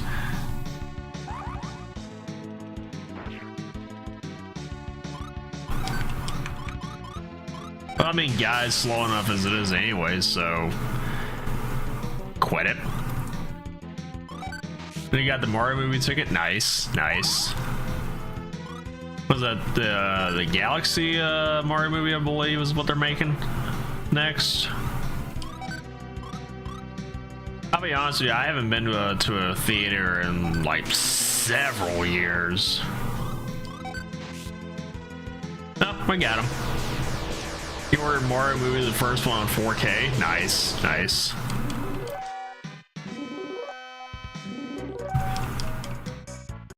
Not the yeah, I don't think I'd see you getting the live action one with Bob Hoskins and Dennis Hopper and John Leguizamo. No, I know some people have that movie as like a guilty pleasure or something.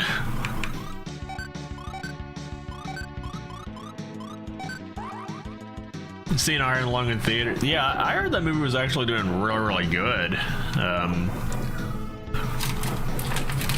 Even though it did have a little bit of a rocky start at first. I'm not saying rocky isn't like, okay, so the initial reviews didn't, you know, pan out the way that you know, Markiplier thought they would, but yeah, I think I remember you talking to me about this at one point. Hoping for a Yoshi popcorn bucket. You know, I gotta wonder what that would look like. I mean, if I had to guess, if they were gonna do a Yoshi themed popcorn bucket, it's gotta be one of the Yoshi eggs.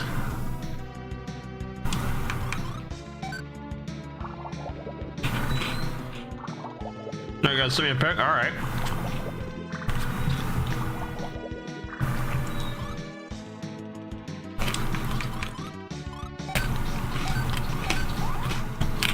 Good thing I got that those mirrors up when I did.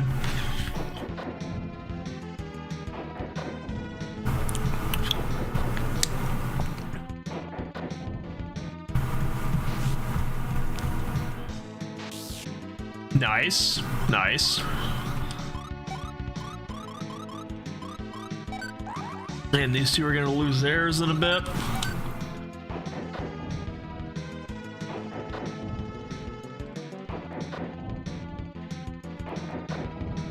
No, I was expecting Amon just you know, commit suicide right there, but I mean, if it happens, it happens. And guy, nope. And he just wasted his chance to do that. So I don't know, maybe. We'll see what happens in a little bit. just that one hit right there.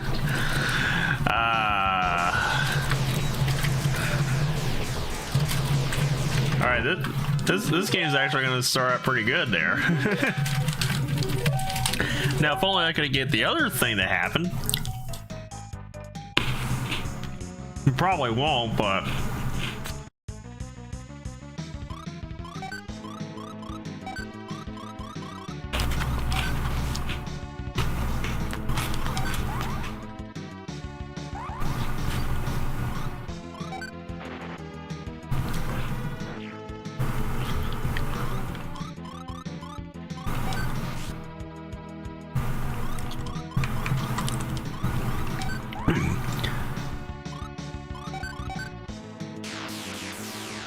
alright, I just got your message there. I knew it. I knew it. You know, the Yoshi egg one, that looks pretty sick. Not gonna lie, it does look pretty sick.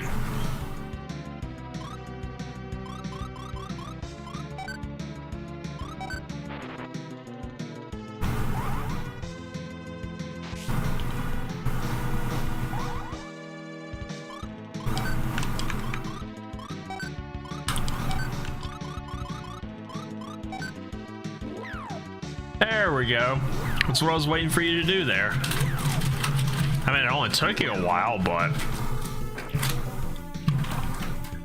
you're gonna try to get it? Oh, I hope you do, man.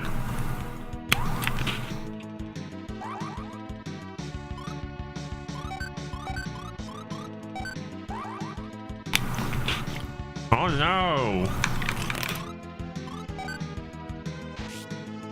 Choose mirror. I mean, what are we gonna do? How about not use magic on her? I mean, she's already using it on herself anyways. I say that and she just hits me. Oh well.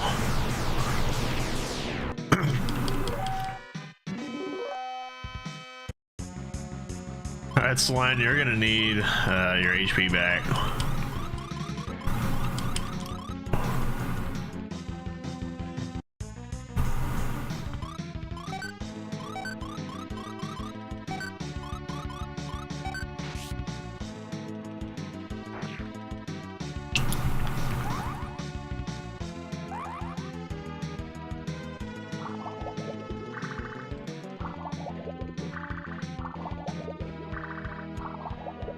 You know, I can kind of see why Alpha likes this game so much. And why he really digs the music of this game.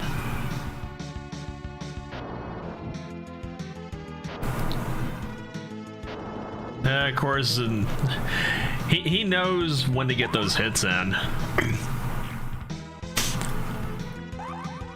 How much pocket do I have? Well, I just got myself just a basic little box of it.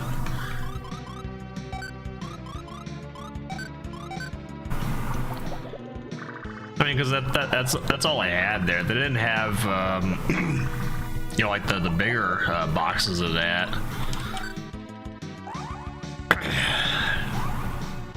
So I think I do remember seeing. Nice. I do remember seeing.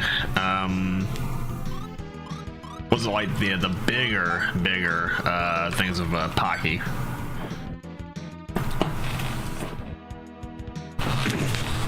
Like, I'd say they're probably about, I don't know, not even like an inch thick.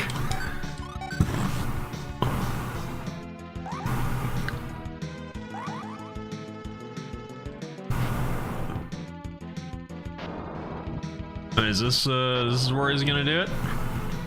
Probably not. Just right on there. Oh well, at least I got Amon to commit suicide. Couldn't get Aaron to do it. I don't know how the hell Alpha managed to do that, like, way back then. Yeah, I remember him telling me about that. Man, he looks so much different back then, you know? Oh, kind of like the Alpha that we got now, so.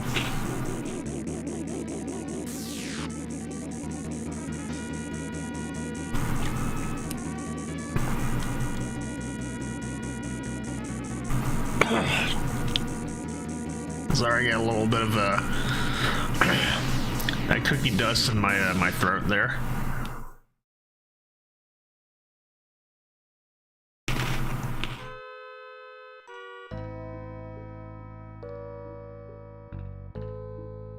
Yeah, I'd have to do more than just bring about a world-ending wave of death to stop me there.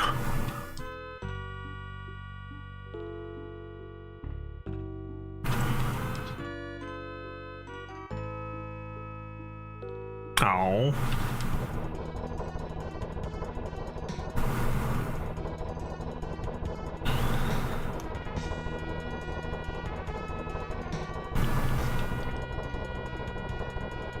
Man.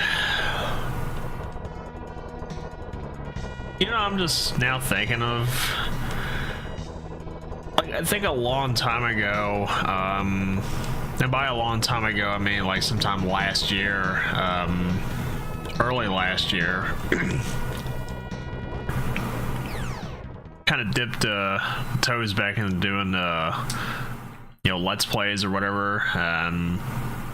Only did that one game, Link to the Past, which I still love that game, but really haven't thought about doing any LPs beyond that. You ordered a Pragmata and a Screamer. Oh yeah, that's right, Screamer. Isn't it that kind of anime combat racing game that's supposed to be coming out? And I know Pragmata. That's a new one from Capcom too.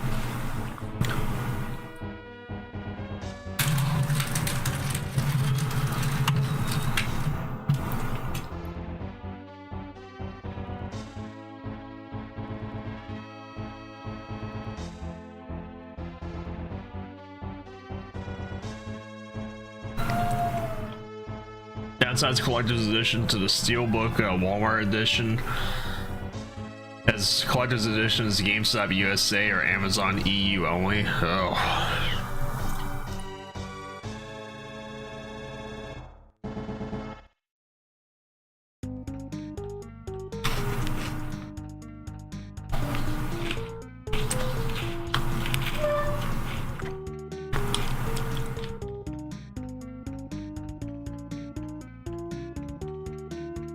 GameStop USA won't. Yeah, I think I probably know why. Oh, that's my dude. Could have done without the red hair, but yeah, it actually does remind me of another, you know, red-haired protagonist that I know Alpha just absolutely adores. But you know, now that I think about it, I think I should have named this character Omega, because I know that's our resident redhead in the group. I mean, I could have named him after my brother Theta, but I mean, he's mostly got the black hair, but with some streaks of red in it. Because I don't think they would.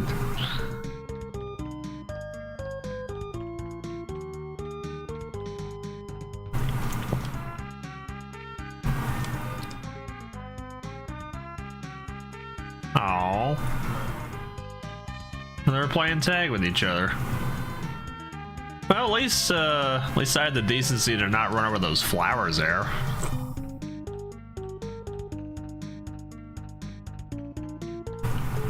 Okay, so who's so apparently my thing's blowing up with laugh reacts.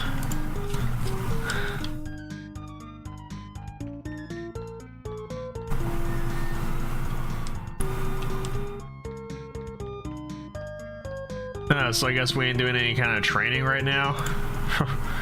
That's just great.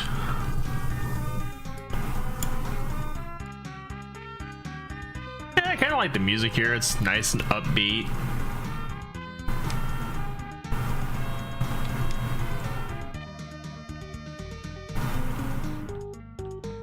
It's relaxing too, actually. Oh, speaking of relaxing.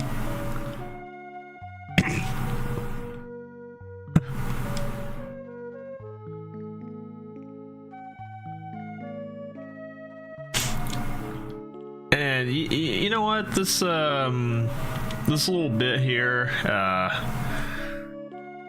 know they reference this whole song in another Taito Natsume or Neverland or whatever game. You really love using those emotes, huh? No, but I know they reference this song in another Taito Natsume game called Energy Breaker, and I think that's more like a strategy RPG, and I think that something like that's right up Kai's alley.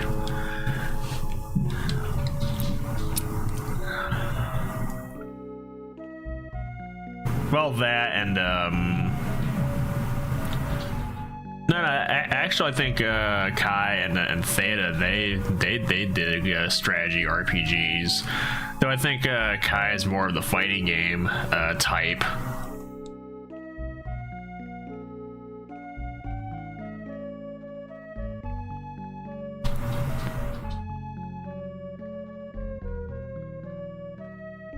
Yeah, that was only 100 years ago. Well, I mean, you're supposed to be the protagonist of this game, aren't you? So, you're next in line, bud.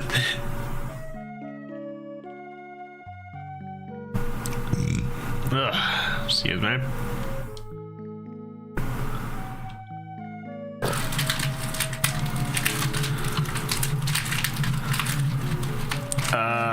Yeah, there are some herbs that do kind of change the taste of some stuff.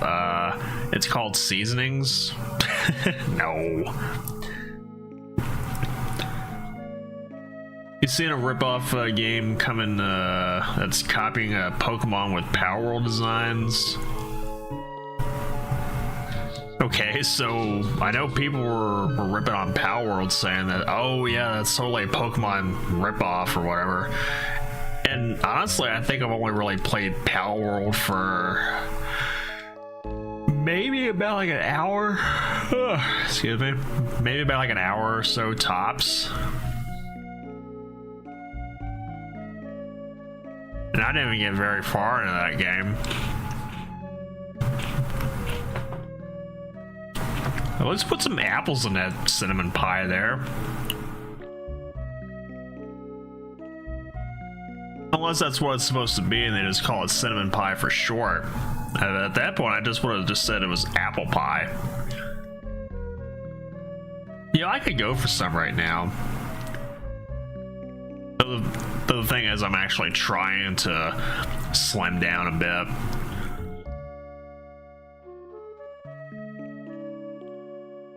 Nah, who am I kidding? I'm already slim enough as it is. I think it's Alpha that said that he needs to slim down a bit. I think it's like a Chinese, yeah.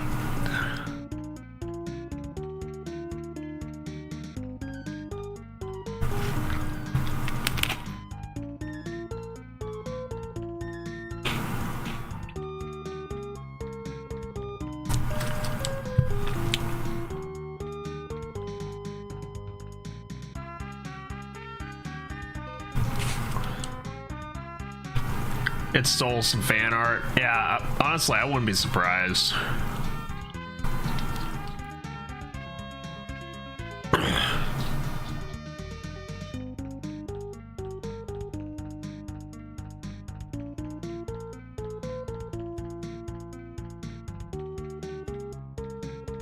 I wouldn't be surprised if that was just a few of the assets that got ripped off.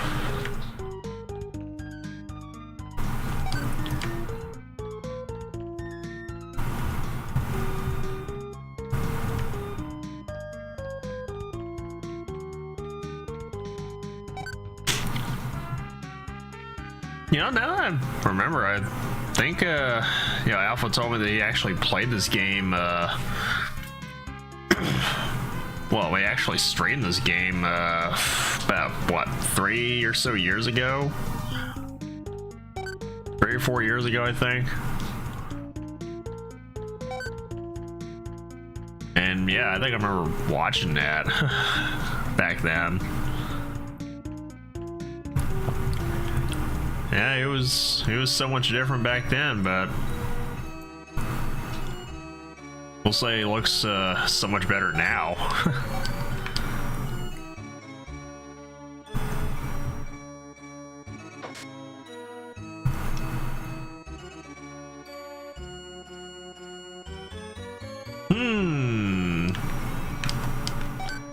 I mean, there's something I could say about that line right there, but yeah, I really don't want to dip into the whole you know, political stuff, but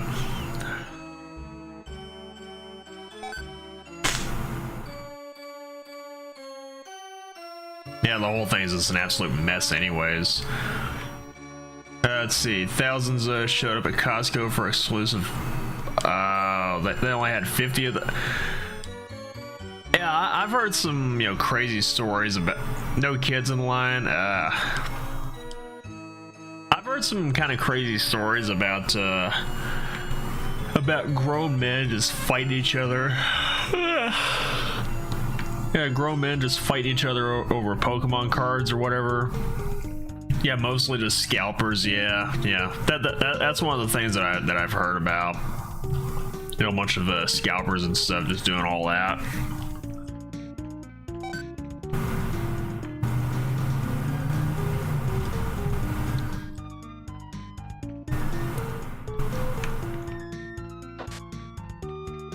Sweetwater,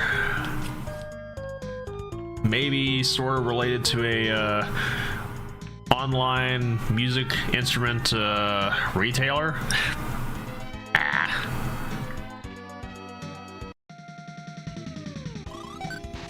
We got a couple of newts. Oh yeah, that's right. I forgot a few things. Seems like Yu-Gi-Oh's next with Blue Eyes White Dragon cards selling for about 60k. Yeah, I think I heard something about that, and a particular guy that is not a very great person. Neither is his brother, actually. Yeah, apparently he's trying to get in on this.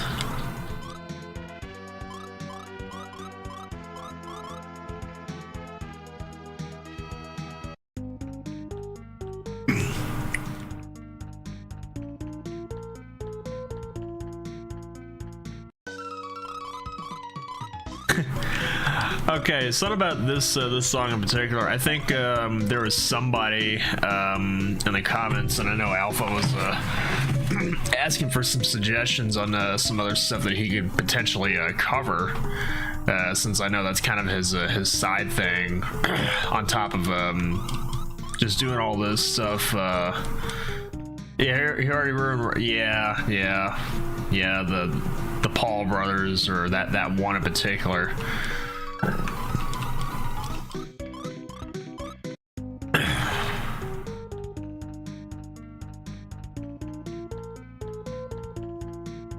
I know it's gonna seem kind of uncharacteristic with just me saying this, but I actually do agree with Alpha. Well, I agree with the rest of the band. Fuck the Paul brothers.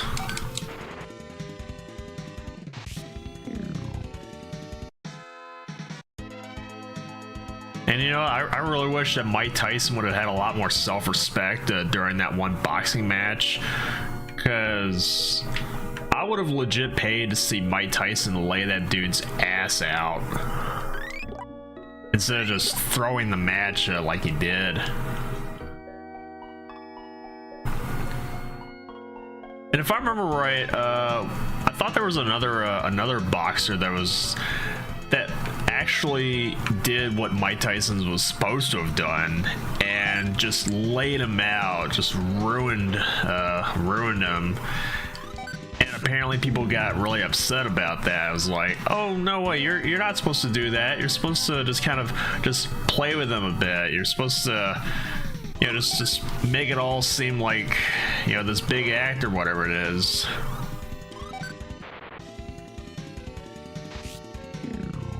When in actuality, I think the dude that just knocked him out, I thought he said something along the lines of, it's like, yeah, I'm gonna do that.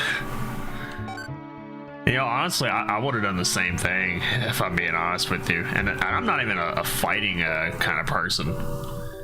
It seemed like Manny paid for Might to win, and Jake is trying to sue him for damages. I hope he loses. Yeah, Jake, I mean. I mean, he's already lost that one fight so bad that I think, I thought they had to fix his jaw back up or something other. Like, he got rocked so hard in that fight.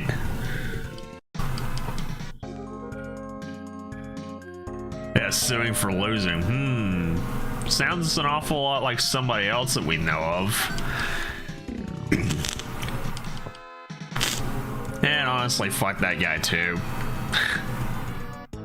Yeah, I know, it seems kind of uncharacteristic. The silly guy of the band is actually dropping some F-bombs. You'd be surprised what goes on behind the scenes here.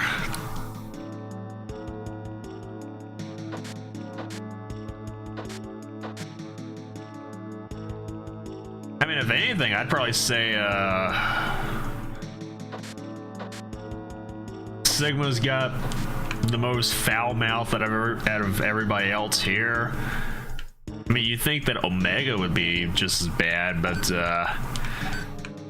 yeah, honestly, we're all bad in some way, shape, or form. But we do tend to behave ourselves when we want.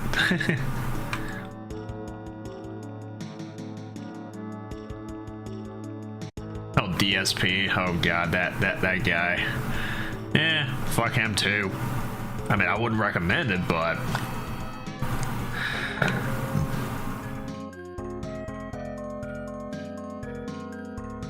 yeah, I mean, I think out of the 7 of us, and I'd say it's probably a toss-up between Theta and Kai, who's the least likely to swear at all, really. I mean, yeah, they have their moments, but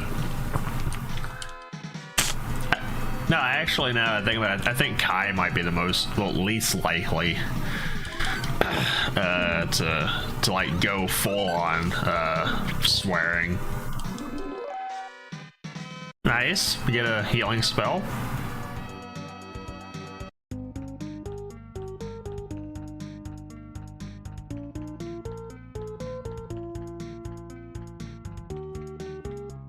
The guy's funny to watch clips. Is just, yeah, it kind of seems like he's just doing a lot of rage baiting and stuff.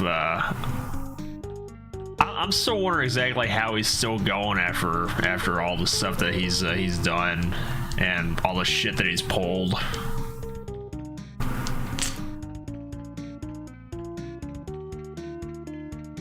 He's a character. There's no way he's like that. There are some people out there that do play their characters, or at least carry that persona with them out into the real world. How much of it, we really don't know.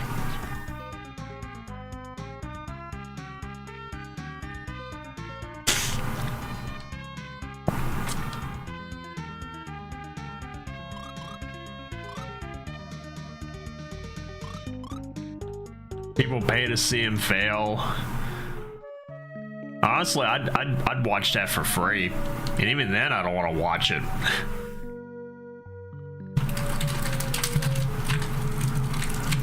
They pay a lot of. Well, I mean, they could have put that money towards better things, if you ask me.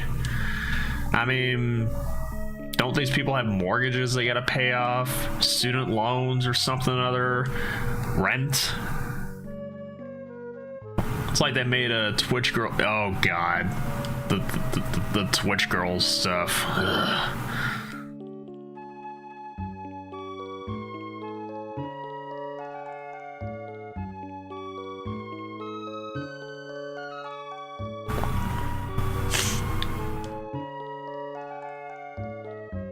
I can't even imagine that guy having an OnlyFans. Oh god.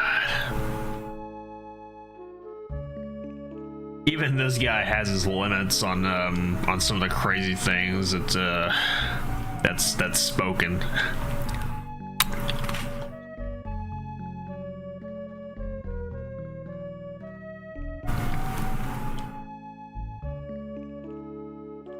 I mean, yeah, I know some of the guys do call me the goofball of the bunch, but yeah.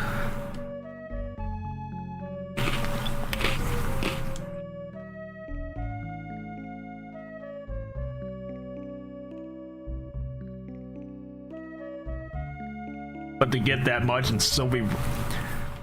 kind of makes you wonder, though.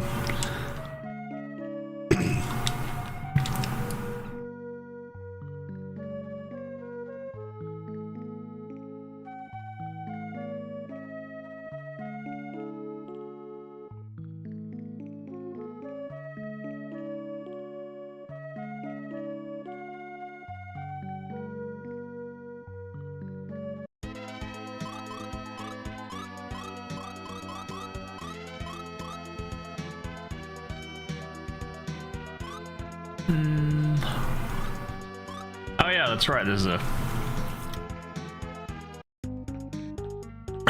some other stuff I should go back and grab. Almost forgot about. But the guy had to beg for him to pay for his... Alright,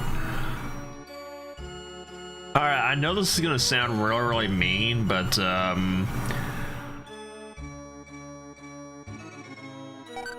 do you, and this is a crazy, you know, thought that I just had, it literally just hit me. Do you think that he might have started this whole wave of, you know, people doing like, you know, GoFundMe's or Patreons or whatever it is, just to pay rent for a house or an apartment or something other? I mean, I know this is a crazy theory that I just came up with, but I wouldn't be surprised if he was the one that kind of indirectly spearheaded the whole thing. I mean, I could be wrong on that, so I don't think my theory's really got any legs at this point, but.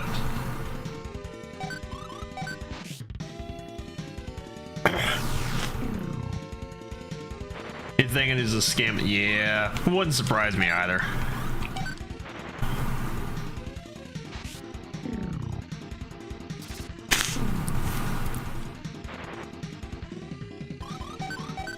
Yeah, I was just trying to keep the whole grift going there.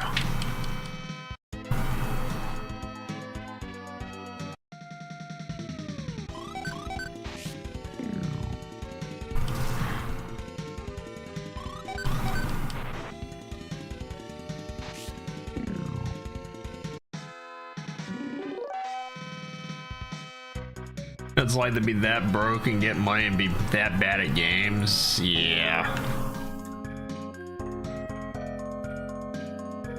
Yeah, we're really hoping it is just all an act at the end of the day, but then again, I mean, it is DSP we're talking about, so.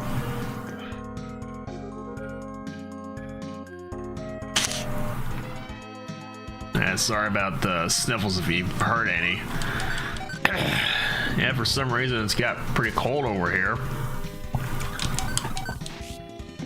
In the middle of March of all times. It's not supposed to be this cold.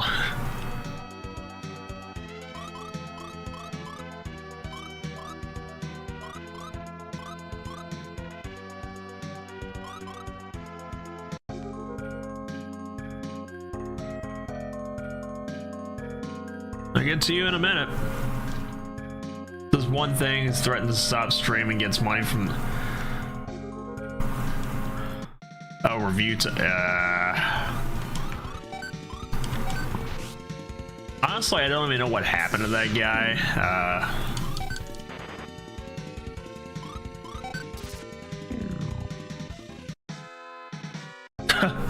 Just that one experience.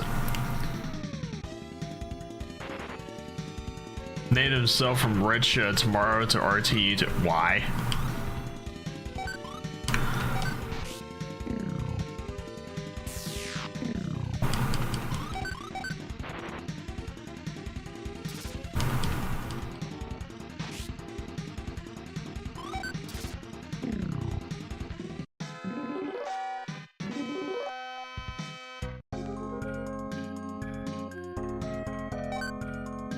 All that for a revive? That's alright.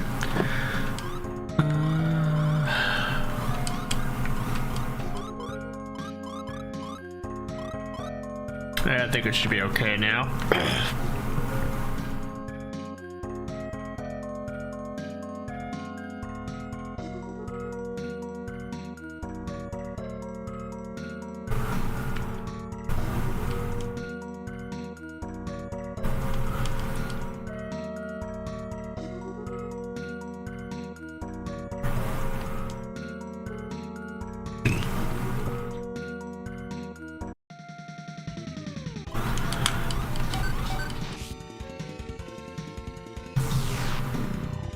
Yeah, I heard something about, was it Alpha actually showing you one of our songs we was just working on.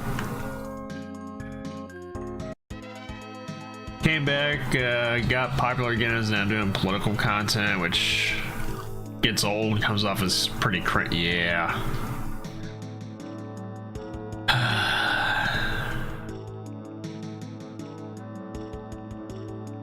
Does the guy think he is Joe Rogan or something? God forbid.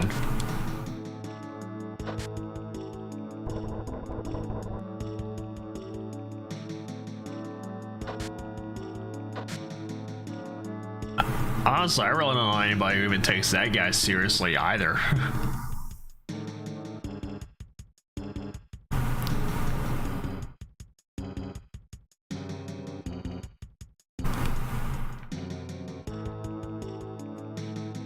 Come on.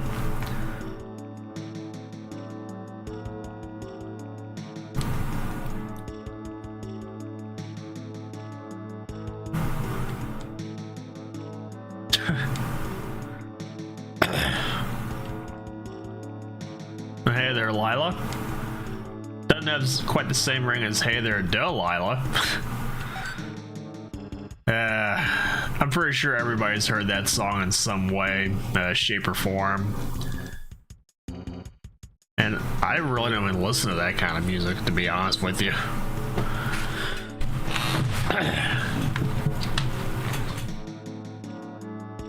I mostly stick with well, I mean, yeah, the kind of stuff that we write, and well, I do like to chill out to some good electronic stuff every now and then. You know, some good synth wave, new wave, some ambient stuff, maybe a little bit of K-pop and J-pop and all that other good stuff. Like, it's a dumb move. You got rage baited, even if yeah.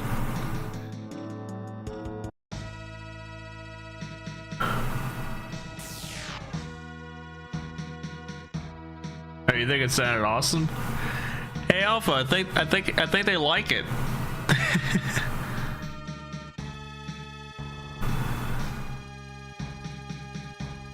Ride the wave, yeah.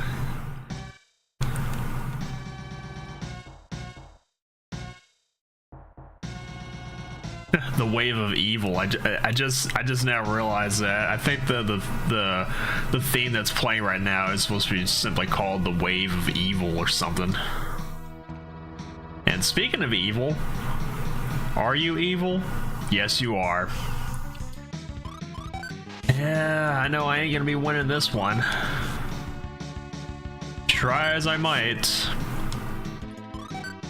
Just takes one good hit from this guy and it'll bring me down to like negative 500 something. I am not surviving that.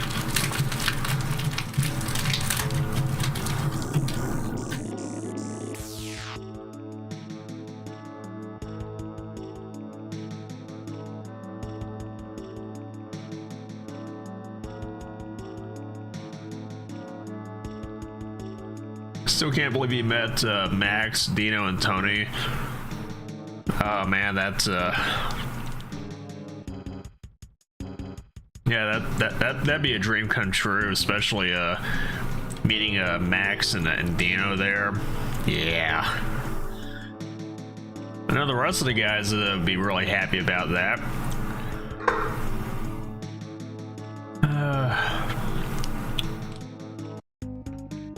I guess Omega's gotta take the pupper route.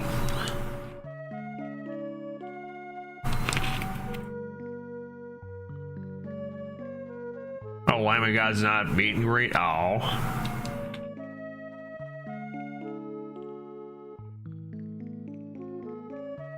Yeah, I was actually talking with Alpha before he started up the stream, and he was we were actually sitting down and listening to that new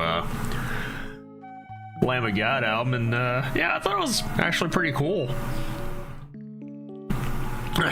Pretty sure Dels is gonna have a field day with that album, because I mean he loves his Lamb of God. He loves his new wave of American metal.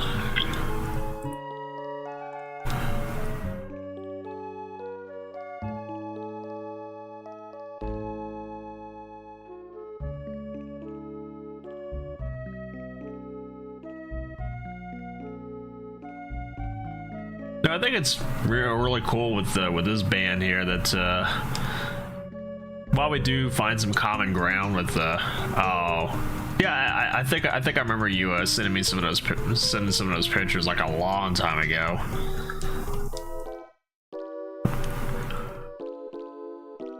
I mean, we could always scroll back and find those, but yeah, I think it's really cool with this, this band here that is actually pretty. We have a pretty wide range of tastes, even though there are some overlaps here and there. I mean, yeah, we all do dig industrial stuff. We do dig some modern metal. We do dig some classic stuff.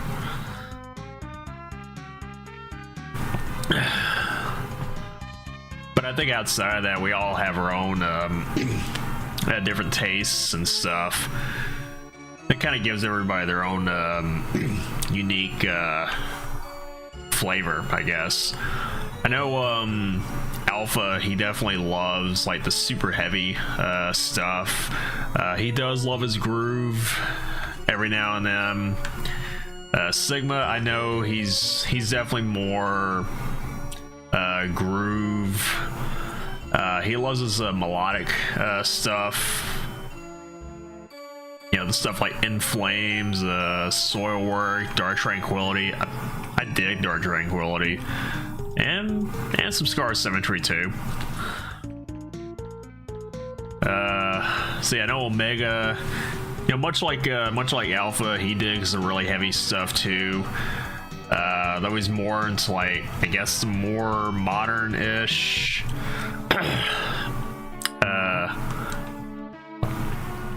kind of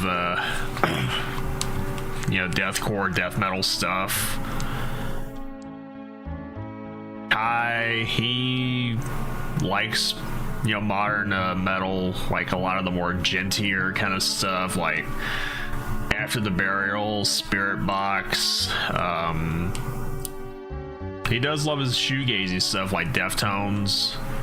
I mean, we all love Deftones here in this camp.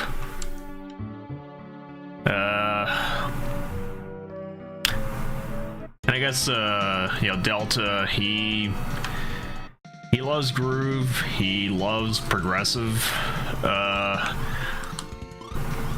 metal, but he likes his heavy stuff as well. No, I'd probably say me and my brother Theta. I'd say we have some overlap on most stuff, but there's a point where we just kind of just split off, and yeah, I'd say the only things that me and Theta really have in common with each other as far as tastes go, and I guess there's probably some overlap with Delta and Kai, is that I mean we love. I mean, we dig Spirit Box, we love Sleep Token, we love Between the Buried and Me,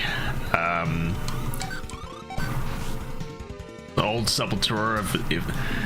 Yeah, I think I remember listening to a little bit of old Sepultura, like before Beneath the Remains. I think that's probably the earliest Sepultura album that I got. Oh, I learned "Do" just in time for a battle like this. Nice. I still need to listen to Health at some point. But yeah, I mean, what I say, Spirit Box, Sleep Token, Between the Buried and Me. I definitely do like some bits of Melodeath here and there, but more of the sing-songy kind of stuff. But yeah, but me and Theta, we do dig stuff like Scar Symmetry and Solution 45.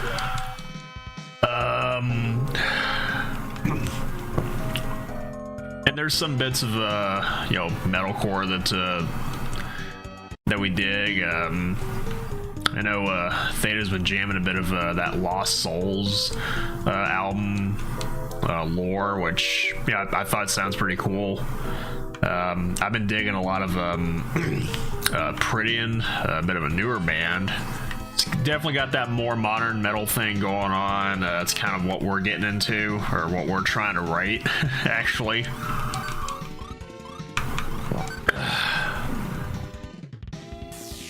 But yeah, as I said, mine and Theta's taste, we just kind of branch off from there. I guess where I kind of get some of my more creative bits is when I go like way off kilter. Say want to do some electronic stuff. Yeah, might chill out with some Aphex Twin, or I don't know. I've been going back and listening to some old Technotronic. It's a bit of a throwback. And then what else?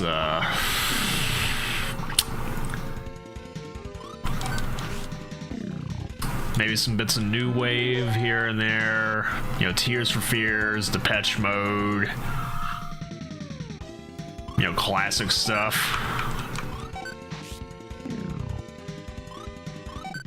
I can't imagine just trying to hear me sing "Little 15" by Depeche Mode. Little 15. And that's the most you're gonna get out of me, because I'm pretty sure if I sung any more of that, this whole stream's gonna get shut down. And even then, I don't think I've got that great of a singing voice anyways. That's why I let my brother do that kind of stuff.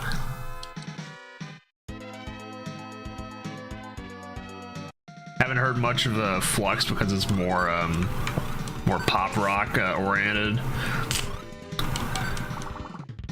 Yeah. Oh yeah, and I actually do listen to a little bit of alternative music here and there. Good Charlotte, Jimmy Eat World. I remember that being one of Alpha's favorite bands when he was growing up. I guess it's another thing that me and him have in common after all. It's funny how recent Soulfly got so much better, and Modern Machine Head sounds a bit yeah, I know Alpha was still really sore about that that recent Machine Head album, and I think most of the rest of the band was too. And now you see Machine Head any chance to get, dude, it would be it'd be pretty awesome to actually go see these guys live one day. I don't know when that day is gonna be, but hopefully, hopefully I get a chance to actually catch these guys live.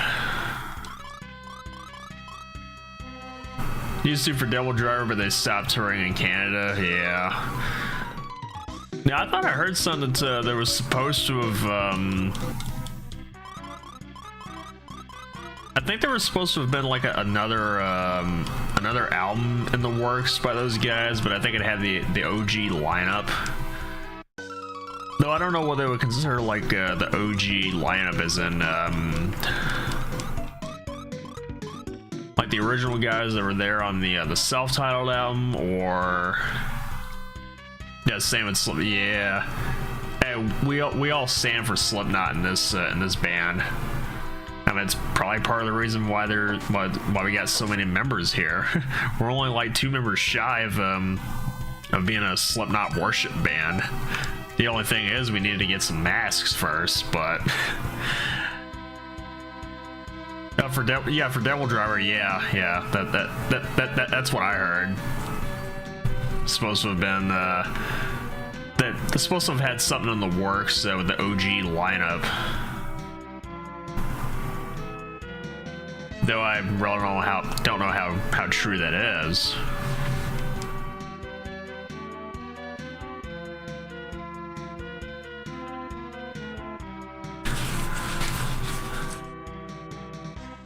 Oh yeah, that's right. This bit of music here. Yeah, I think I got to talking a little bit about was it Alpha's doing some covers of video game stuff, which, you know, I think a lot of that sounds pretty cool. I think someone suggested that he do either this one or the shopping theme from this game in a more rock or metal style. And yeah, I could probably see this one being a little bit more, you know, rock oriented, maybe alternative rock, but not seeing anything even on tours. Yeah, I mean, I did, you know, kind of catch a glimpse of that on a YouTube short, but I mean, it's YouTube. It's kind of gotta take it with a grain of salt at that point.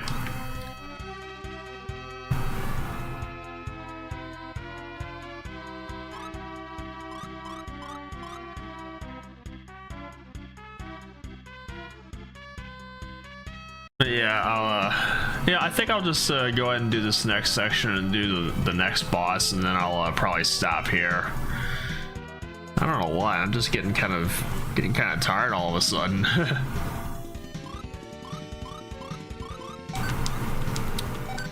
Alright, now we gotta kill the bat. It's like, yeah, we gotta wait for the new Fear Factory album. Yeah, I think I heard something that they've kind of got it all written out. They just got to get around to recording it or something. Don't remember the exact details, but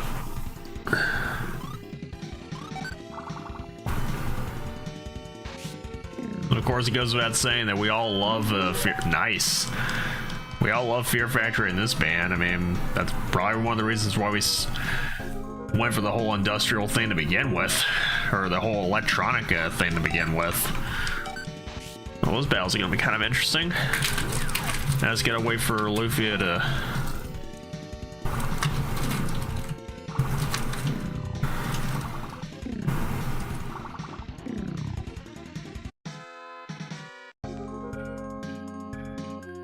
Our new slip, not only for Clown to say that, hey, I just want a break, so the whole band's going on break. And Jim's just looking at him like, dude, what the hell?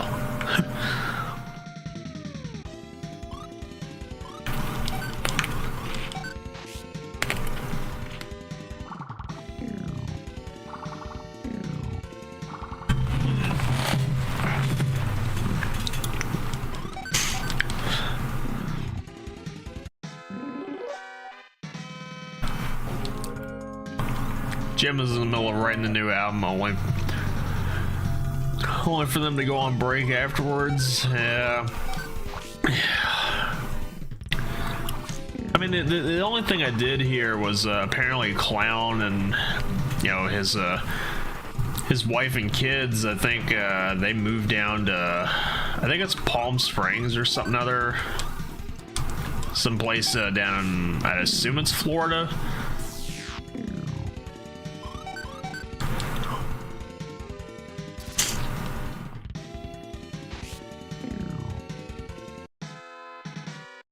Also means no Iowa 25th. Man, we all love Iowa. I'd say it's probably one of my all-time favorite heavy albums ever. And I do listen to my fair share of heavy stuff. Some of that might be from this band here, actually. Oh, Clowns from, yeah, the whole Minecraft thing. I mean, I don't know why he's why he's doing that. It's like, yeah, we get it. You do like some gaming and all that. That's cool, I guess. But I mean, it's been what, 5 years? 4 or 5 years or so since we put out the end so far, and we really haven't had much news for a new record since then. Now, come to think of it, I think yeah, We Are Not Your Kind, that came out in, was it 2019 actually, so it couldn't have been that long ago.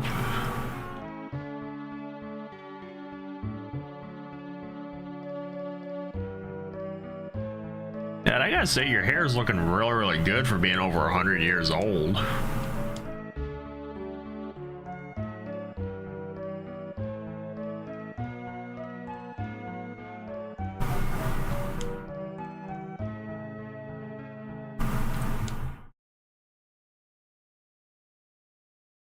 It toured nonstop for I could probably understand why Clown decided, you know what, I think it's time we go on break. Because, I mean, if you do that much touring, eventually it's going to catch up to you, and you're going to have to just kind of ease up on it a little bit. If I remember right, I think there's another band, Cannibal Corpse. I know they've been doing a lot of touring. And with a little bit of time that they had in between tours, they would, stop and write some more music. In fact, I think their drummer Paul Mazurkowitz came out.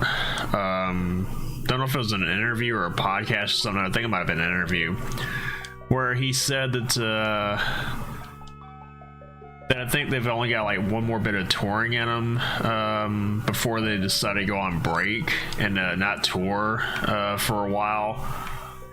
But in that time, they're gonna sit down and write some more music. Which, yeah, I can understand that. I mean, you've been out on the road for so long. It's like, all right, so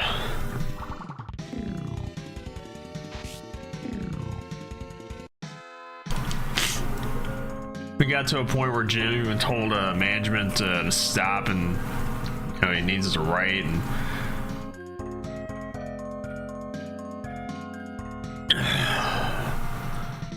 all right, I know fans have had problems with Skinny from Mushroom Head. Just doing the stuff that he's been doing with the band. But I don't know if I've ever seen Skinny get to this point where it's like, all right, so whatever I say goes, and that also extends into writing some new material. Like, if I say that we're not going to write some stuff, damn it, we're not going to write anything.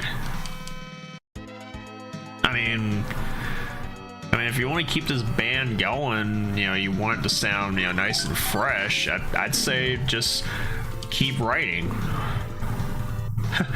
And to kind of quote a line of lyrics from Between the Buried and Me song, keep writing, keep dreaming. At least I think that's how that line of lyrics goes, from Alaska. God, I love that album.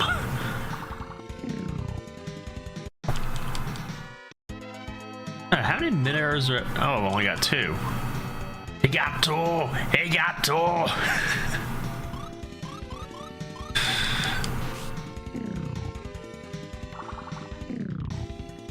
It's to a point that, yeah, exactly.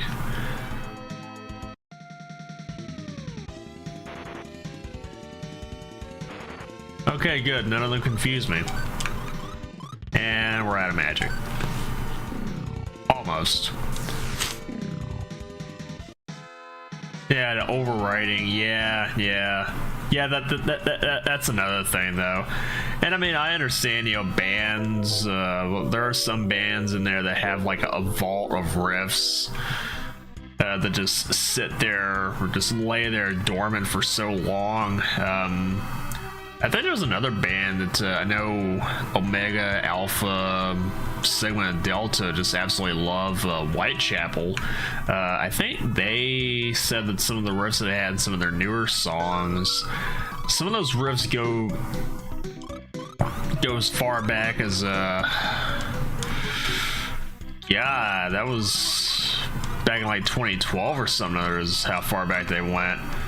You just realized you haven't listened to new Opeth.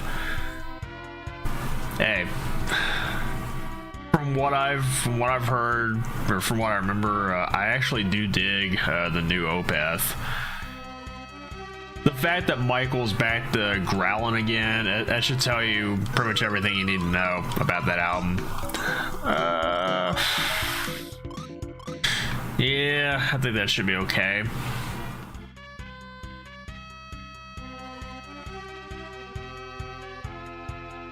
Almost said the guy, Mr. Captain. What guy?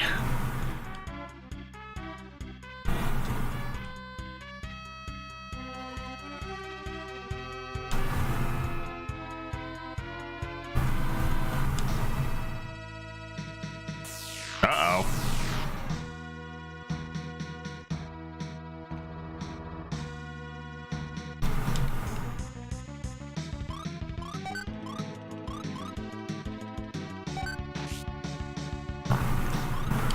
I feel bad for Agiro. I mean, he's several levels lower than we are.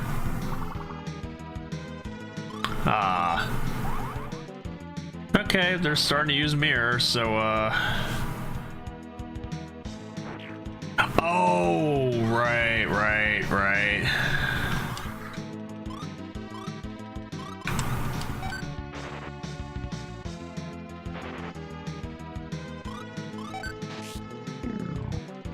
We got one of them at least.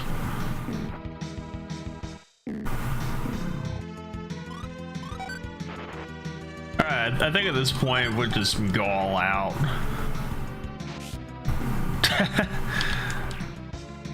Yeah, no, normally this battle would be much harder. We got Drain. Double Drain.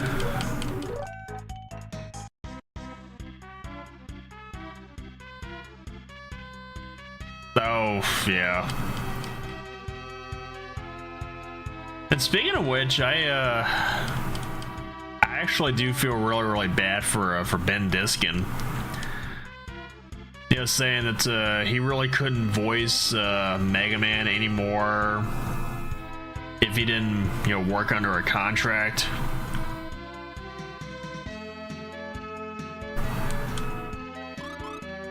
Yeah. And honestly, it really sucks because I thought Ben, you know, he sounded really good as Mega Man. I do like him more as Yada Misaki, but that's besides the point.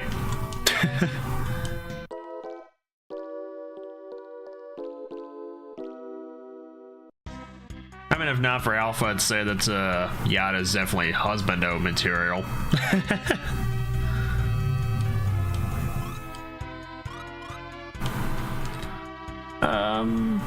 Yeah, you know, I think I could go for this last boss battle, and then I think I'll probably stop.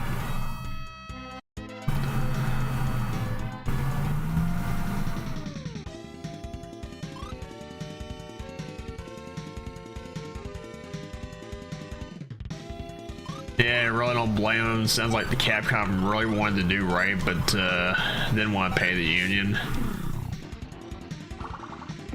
I mean, yeah, I can kind of see that.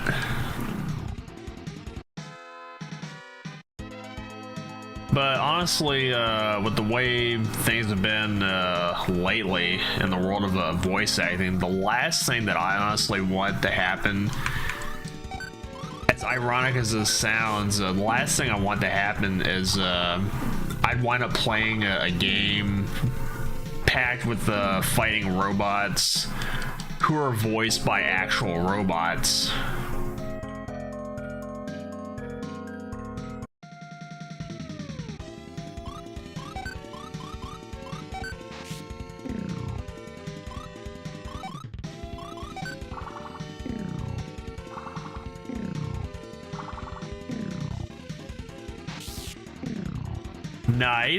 Nice hit. Promise not to give up his anti-AI. Yep, that's what I'm saying. It's yeah,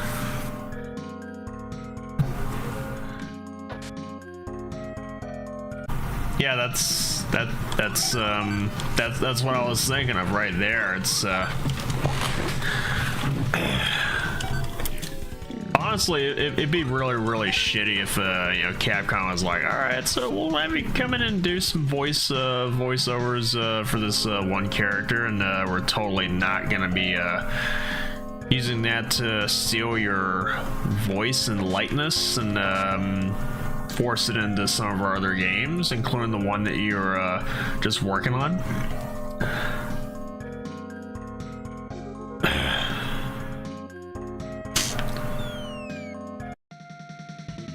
Yeah, I do remember what in the little bit that I have played of Mega Man 11. I think it did have some voice acting in it.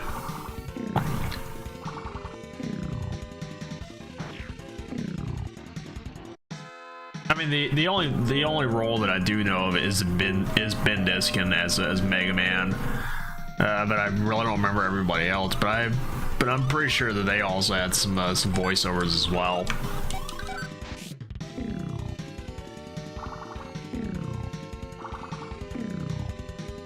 Now the coincidental thing is I'm actually still holding that Mega Man 11 Xbox One controller, and I'm still using it.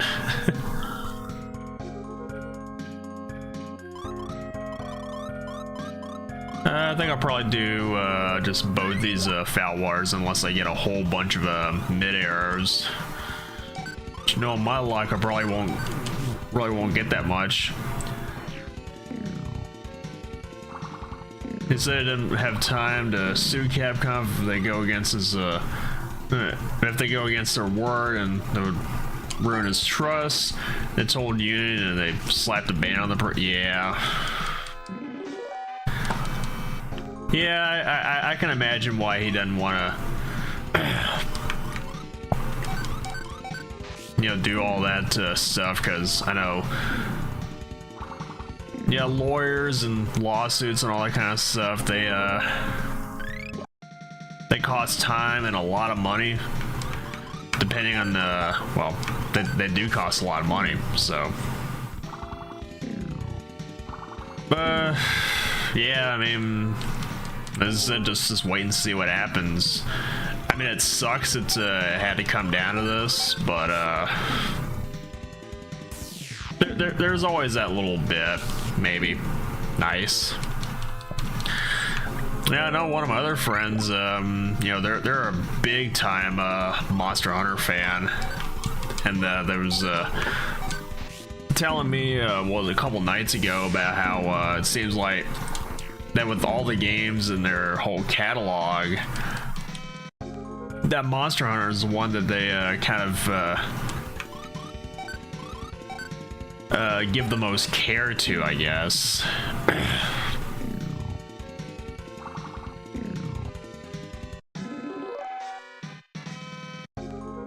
And I get that too. It's you know, the fact that you've you know, put that time into voicing, well, to some it might be just a character, but to others it's you kind of treat it as if it was like one of your own kids, only for the for them to turn around and just do this kind of stuff to you, and it just kind of takes away the fun and the fulfillment of being a voice actor, to the point where it's just like, yeah, you know, I don't think my heart's in it anymore, so yeah, I'm a bow out.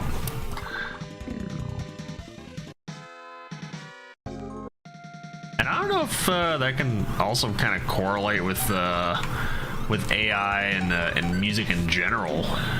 You know, about how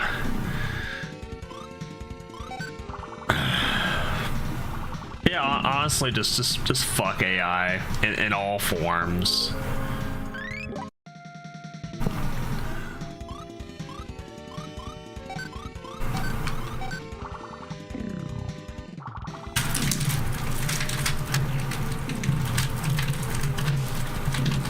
Because honestly, the last thing that I want to happen is, how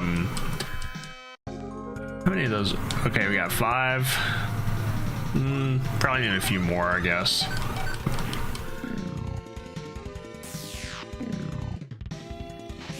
Which has worse voice acting, Mega Man X, no, Mega Man X8, Mega Man 8 or X4? Well, this is 90s Capcom we're talking about. If we're gonna throw some more hats into the ring, OG Resident Evil, you know, Jill, the master of unlocking, and you were almost a Jill sandwich. But as far as saying which one is the worst of the bunch, I mean, they've all got that so bad it's good quality to them. I know it sounds kind of counterintuitive to say quality and so bad it's good in the same exact sentence, but honestly, I really don't know how else I can really describe it. It's just, I mean, I'd say between the two, maybe 8 would probably be the worst of the bunch, but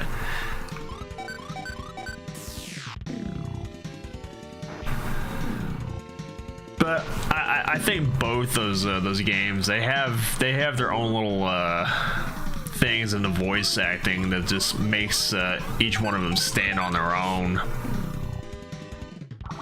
I mean, the whole cutscene in Mega Man 8, nice.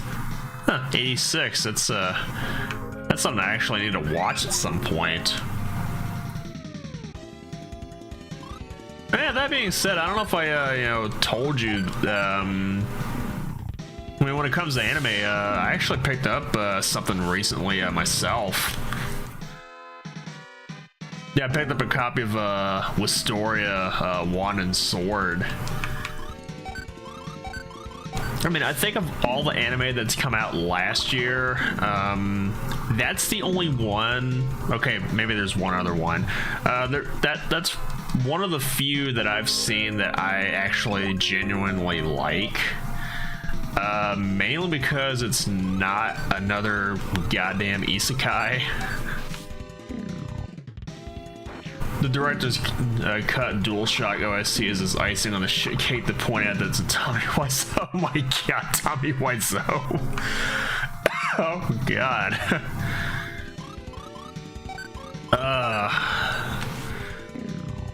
Yeah.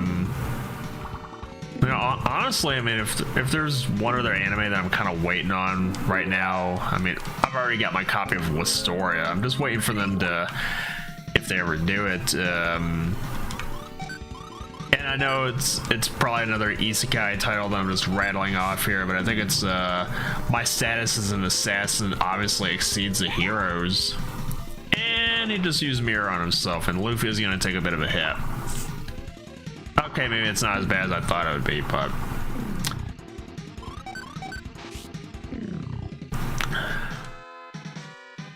bad VA with bad level music making it sound like a joke. Yeah. But yeah, I mean, as I said, Mega Man 8 and X4, they have their own so bad so good qualities to them that just kind of make them stand on their own. I mean, the the whole cutscene with Mega Man and Dr. Light in Mega Man 8. You know, with the Dr. Light talking about Dr. Wawi, you know. We must recover all the energy immediately, but Mega Man? Or something like that. And then, of course, X4. I mean, I could try and reenact that whole scene, but unfortunately there's people in my house, so I really can't.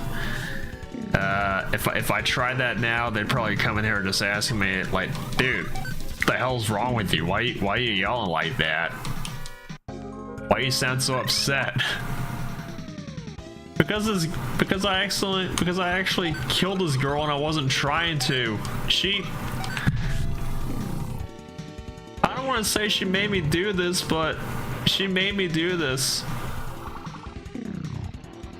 At that point, I have no reason to go on.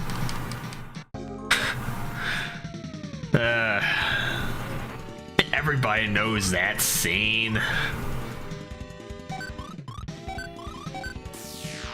Yeah, I'm in between those two right over there. Those are kind of like the highlights, and they're not even that much of a highlight in the grand scheme of things. It's okay,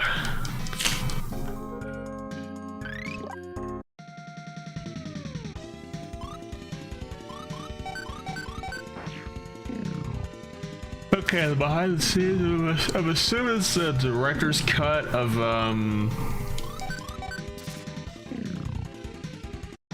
Well, you're saying the director's cut of the OG Resident Evil, right?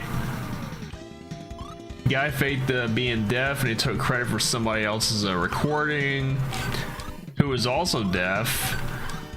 He blackmailed the guy. The guy sued a little bit later and threatened him. Oh, I can't imagine. It's worded so bad, but it comes off as a sitcom. Whenever. Oh God. Okay. Just for the sake of curiosity, I need you to find this for me, if you got a minute, because I want to see just how ridiculous this whole thing is. I should probably brace myself just for the absolute insanity that I'm about to watch.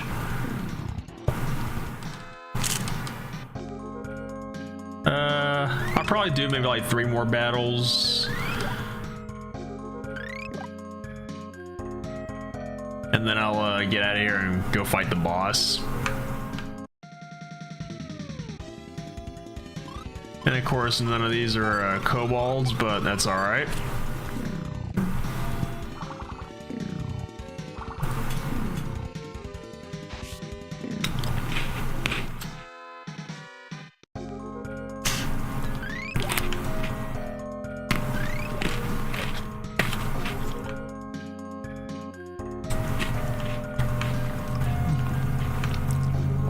The guy got caught during an interview.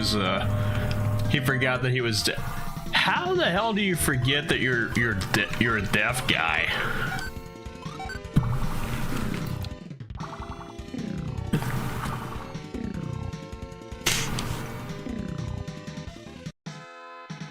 All right, got another mid arrow. Nice.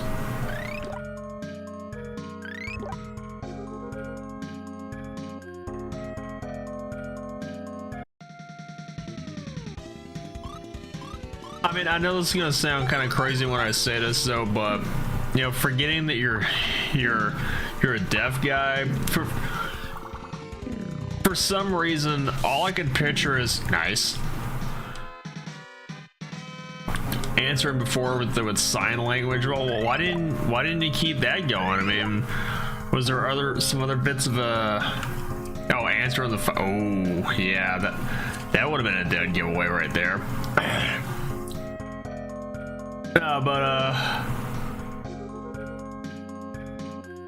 Yeah, forgetting that you have or conveniently forgetting that you have this sort of disability thing, which, you know, it's just an act at that point. Yeah, you probably need that days ring. Does it? No. Kagero days? Oh god, that's another one that me and Alpha need to watch again. I know he was going on about Kagero Project, whenever that came out. All over the bad soundtrack. Ooh. But no, what was I saying? Oh yeah, just somehow forgetting that you have a disability like that for some reason. It kind of makes me think about I don't know. I thought I remember seeing something a couple of years ago about, you know, some streamer or something like that who apparently had something going on with them, and you know, it's supposed to be like a you know, guy who can't walk or has, you know, bad leg or something other, you know, gets real excited, just jumps out of his chair and just like, oh, whoa, and then it just kind of dawns. I was like, oh shit, I broke character. To which Sony later fixed that, and the director's cut on PSN has the original OST. They're trying to get rid of that version that bad. Oh, I just realized what I'm supposed to be doing. Mid arrows, that's why I got these. Well, I mean, a gyro does comparable damage anyway, so I'm pretty sure I could too. Okay, stop ganging up on her like that.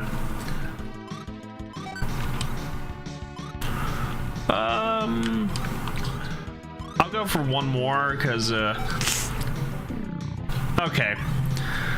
I'm in really good shape now.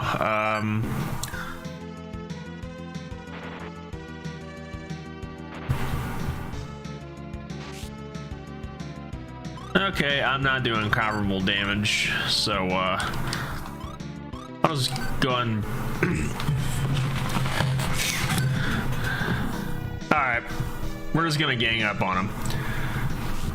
GOG's putting the PS1 version. Okay, does it also have that soundtrack there?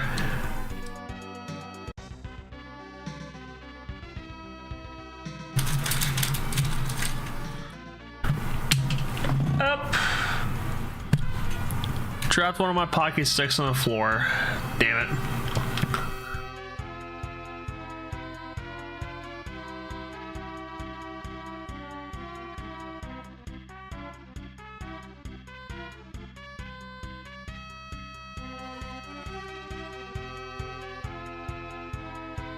Said you wonder if Code Veronica got influenced by Parasite Eve.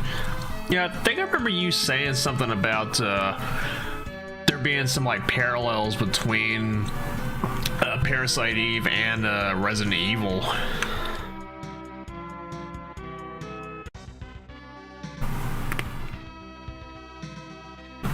Whether it's intentional or not, though, I mean.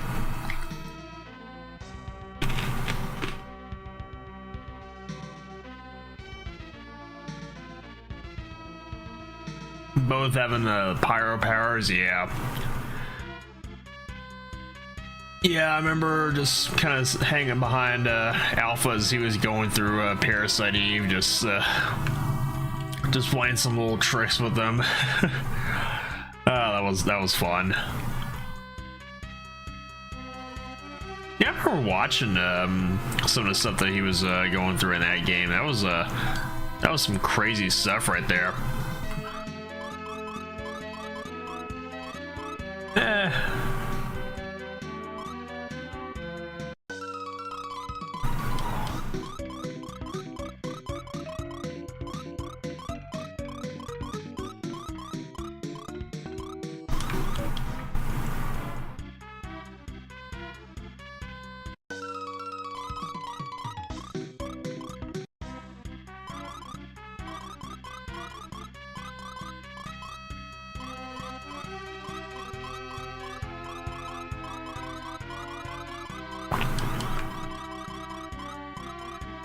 Code Veronica's more fire punch, and later games got another power that heats up the air. Both turn the giant. But yeah, I've never, believe it or not, I've never actually played a Code Veronica.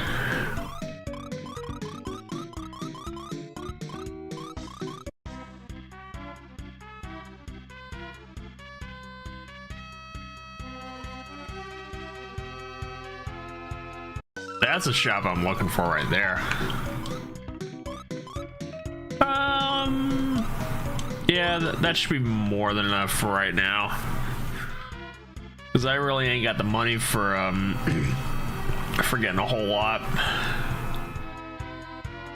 Eva's combustion powers, yeah. Remember, anybody that gets close to Eve, unless you have certain kind of mitochondria. Do I have to drag the counter out here again? I don't remember exactly how many we had tallied up.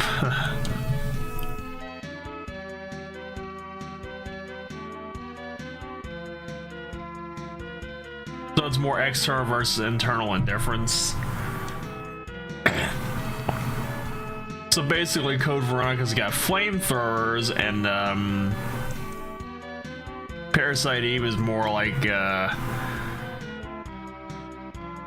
know, make sure the internal temperature of your victim is well over 500 degrees Fahrenheit, or Celsius, I'm sorry.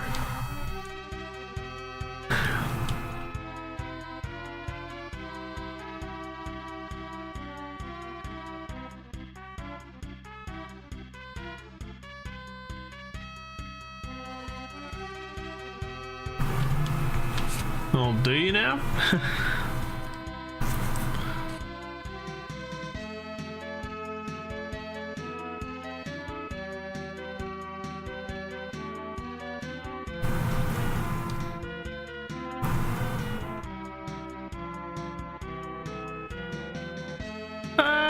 Nah, I'll pass on that.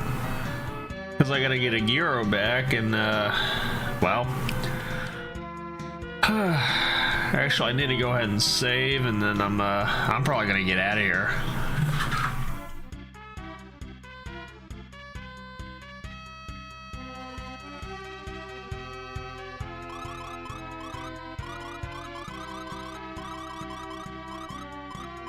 Wesker shows up and fights Luxia, who transformed and just fire punches Wesker into Matrix. Of course, Wesker is Matrix dodging everything. I mean, it's Wesker.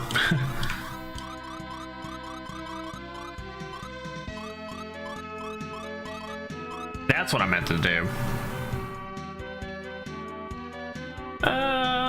Yeah. Okay, now I think I can just go ahead and stay.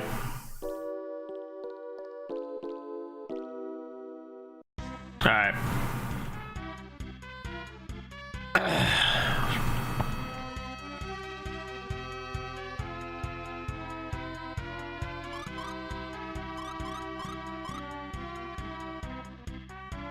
Alrighty, so I'll go and stop my game right here.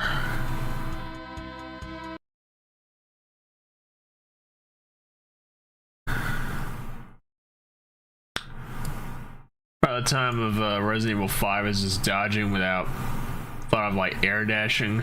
We're trying to go like Mega Man X2 and onwards or something. And Xeno kind of does more of the same, yeah. But yeah, I'm probably gonna get on out of here. It's getting kind of late where I'm at, and I know Alpha's probably laying in bed back there, so I might as well join him. So, all right, so hope you all have a good night, and yeah, I don't know when I might get around to streaming again. Just gotta figure out what I want to play before then. So, or it might be a music stream or something. I don't know. So, yeah, I'm gonna get out of here. I'm gonna go lay down, and hopefully I'll see y'all next time around. So, have a good night, everyone.